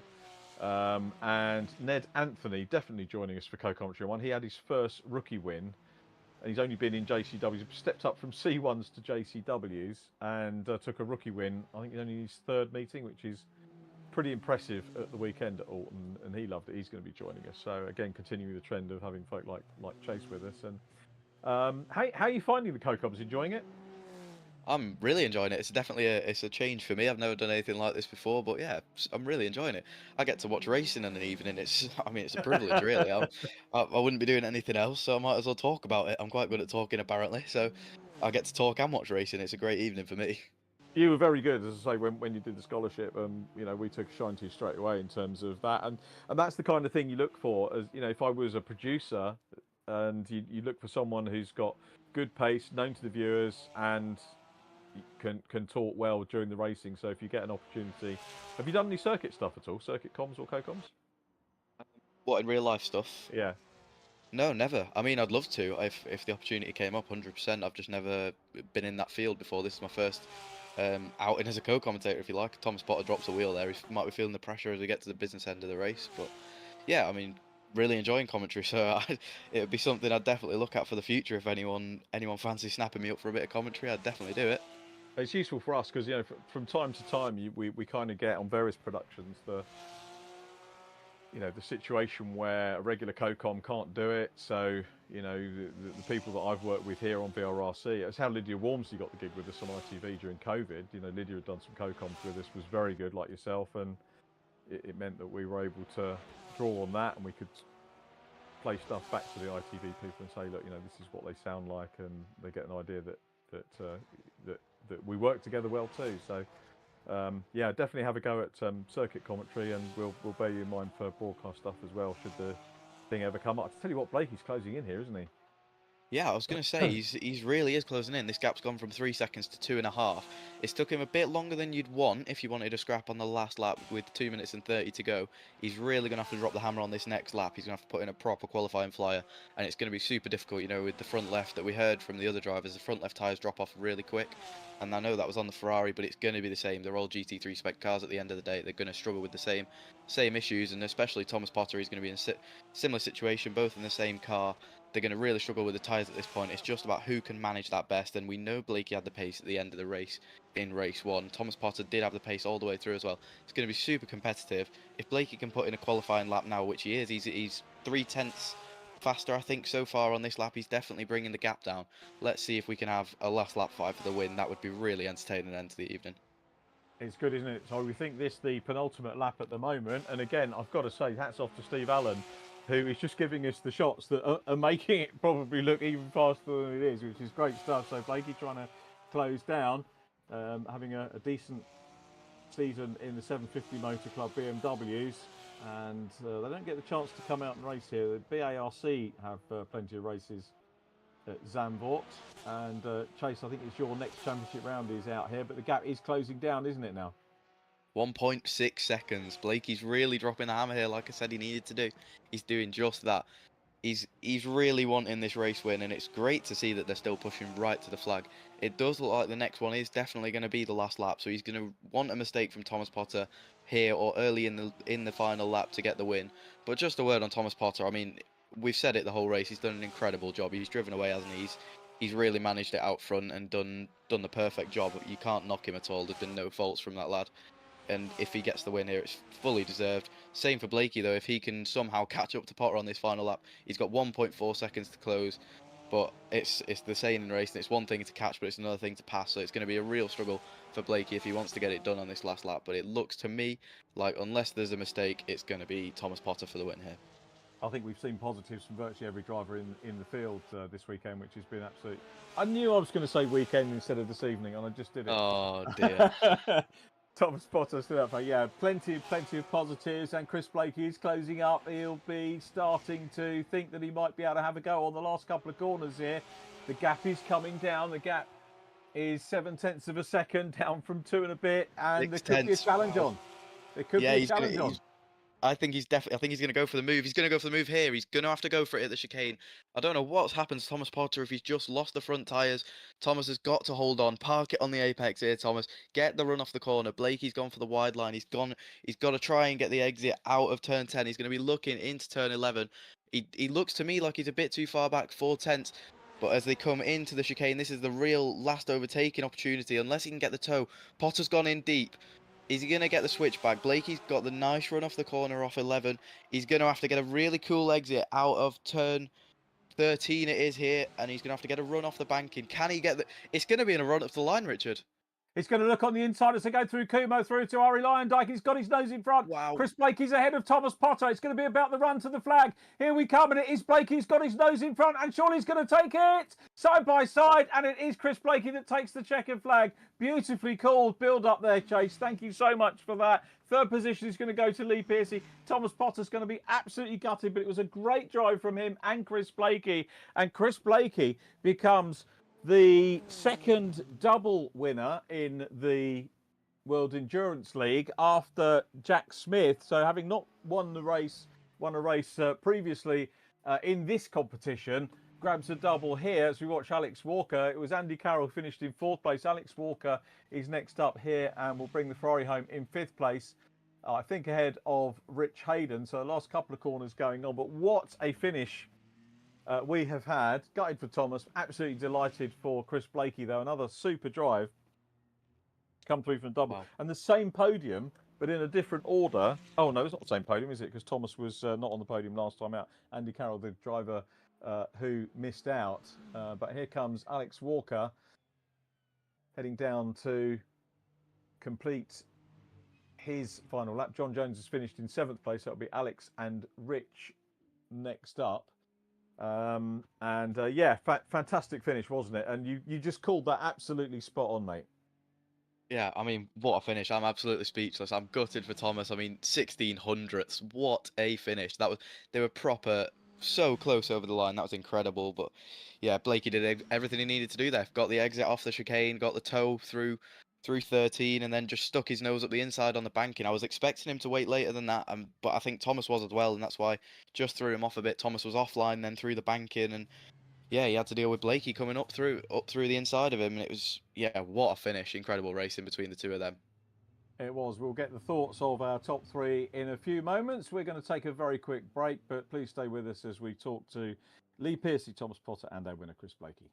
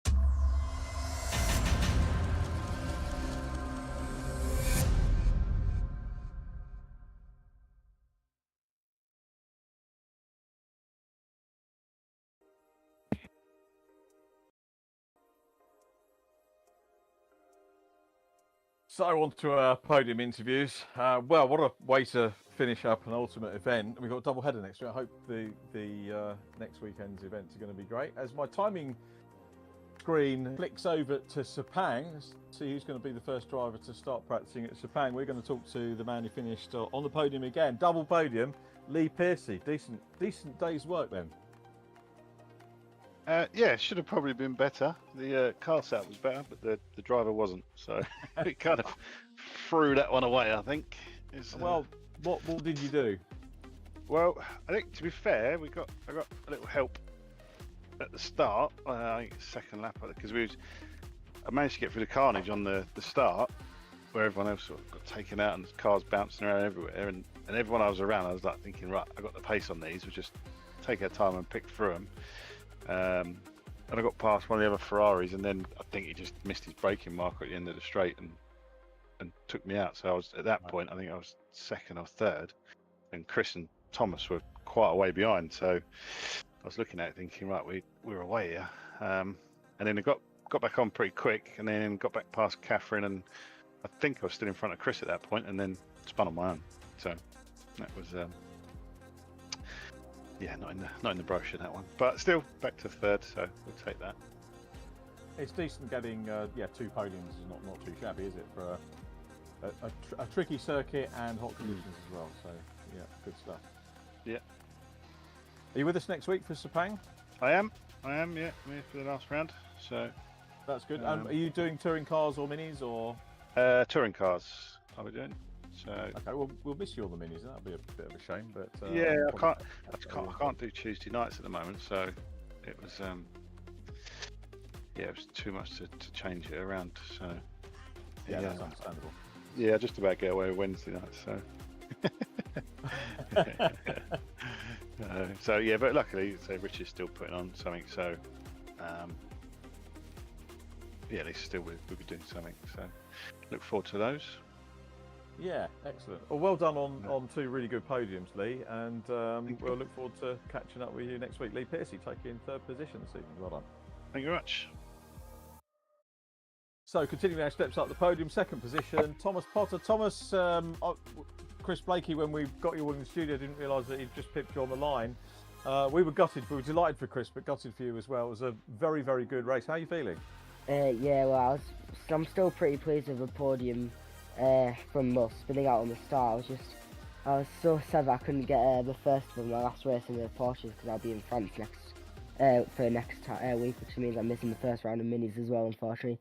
I was so gutted, but well done to Chris. And well, I don't even know what the gap was across the line, but I swear it was like less than a millisecond. I think Chase said it was 1600ths. I think Chase is still there. Was it? Yeah, 1600ths over the line. Super close. Jeez. But you know, we were particularly impressed with the way you bounced back after the first race. You know, what were the issues on the first one? The start was I didn't realise I had to press down both paddles to put my clutch on fully. So I pressed down one, then accelerated and just went straight forward. So it was a drive through. Then I don't really know what happened in the rest. I think I just lost my head, but then I managed to gain it back for the second race. Yeah. That was good. It was a really good performance in that one, and it's going to be a question of so you're not going to get any more points, and you can't drop the last one. But I think on points at the moment, with the drops as they stand, and you'll get some points back next week. Actually, no, you won't, because you're not allowed to drop next week, are you? You're 5th in the championship now, but you're actually joint 4th with Lee Piercy. So Lee might be able to squeeze a little bit further ahead. But again, you must be proud of your sister as well. She drove absolutely superbly, but had a steering wheel come off.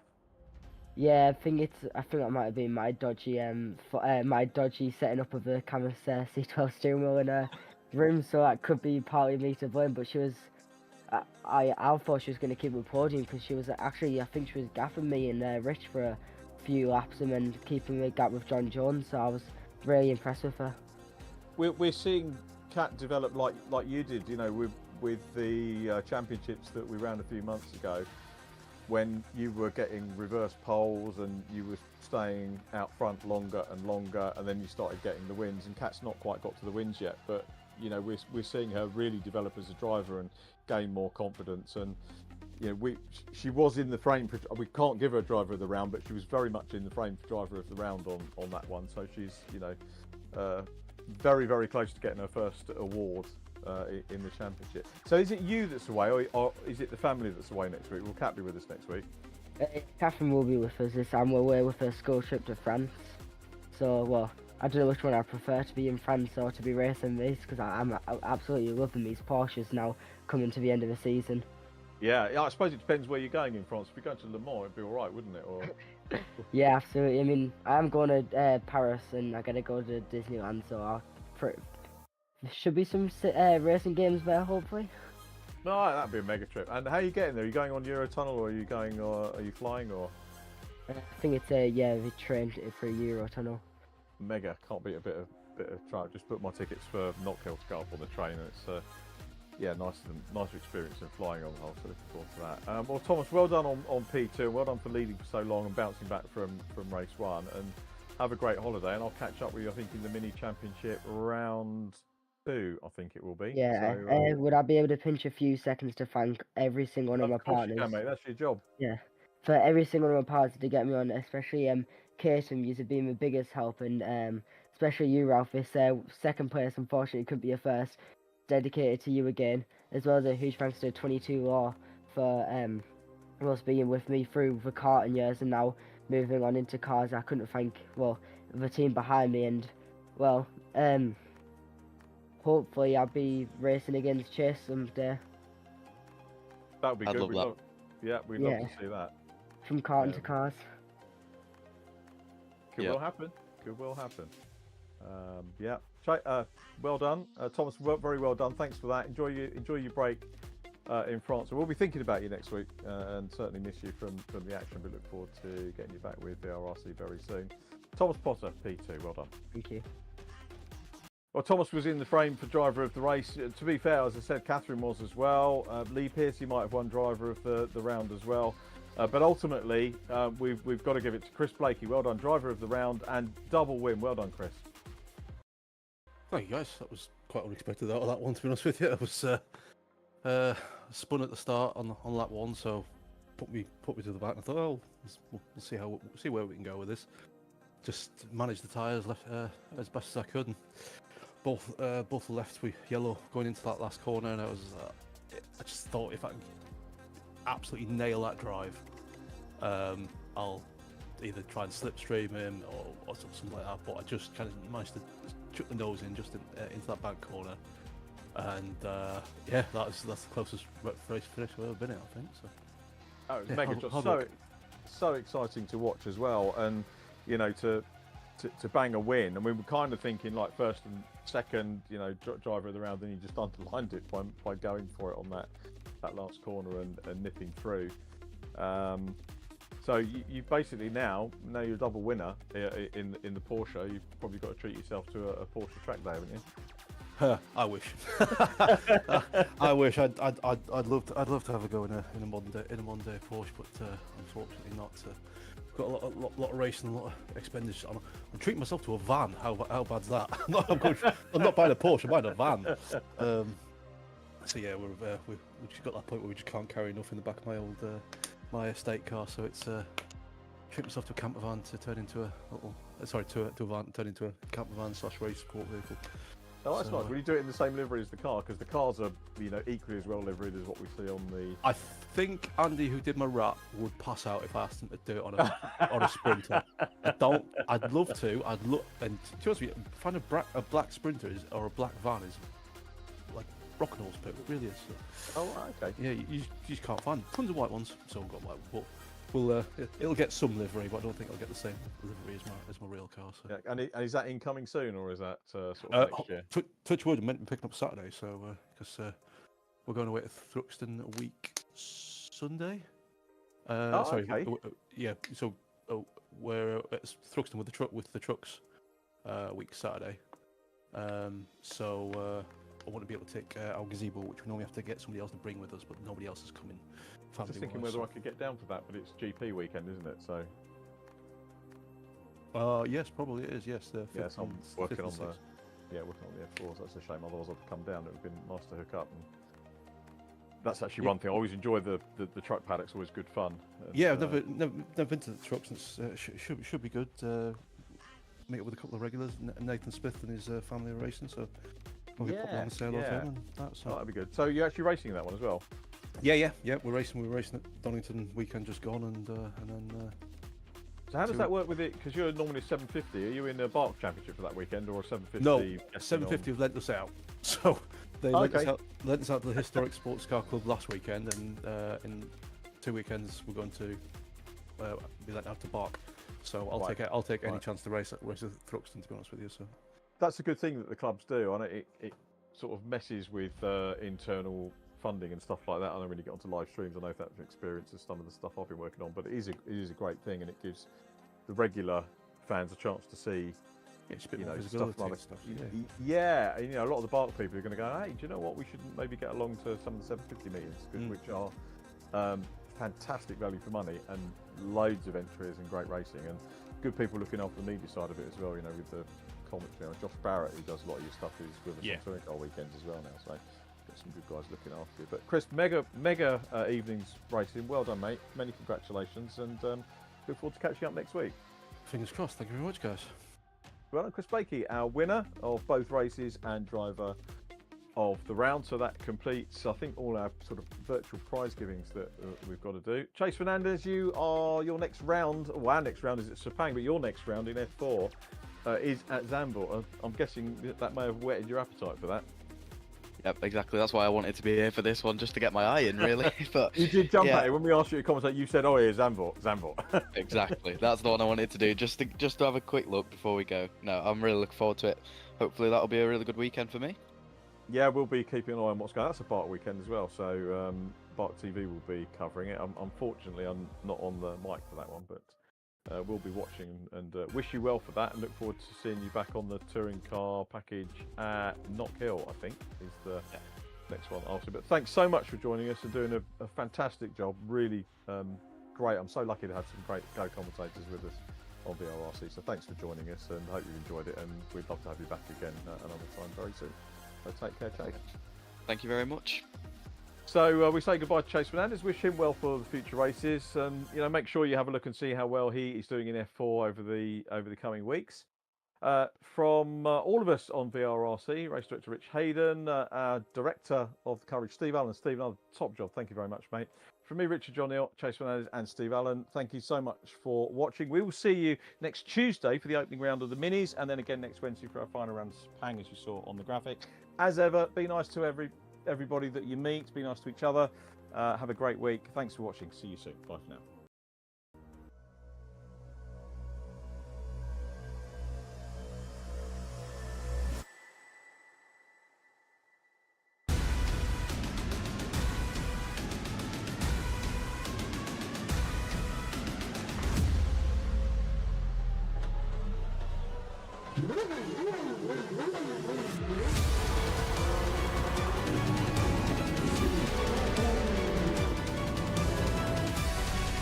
Between the two of them, The inside of Coates. Barker gets too heavily involved. And that's Whitehead and Coates.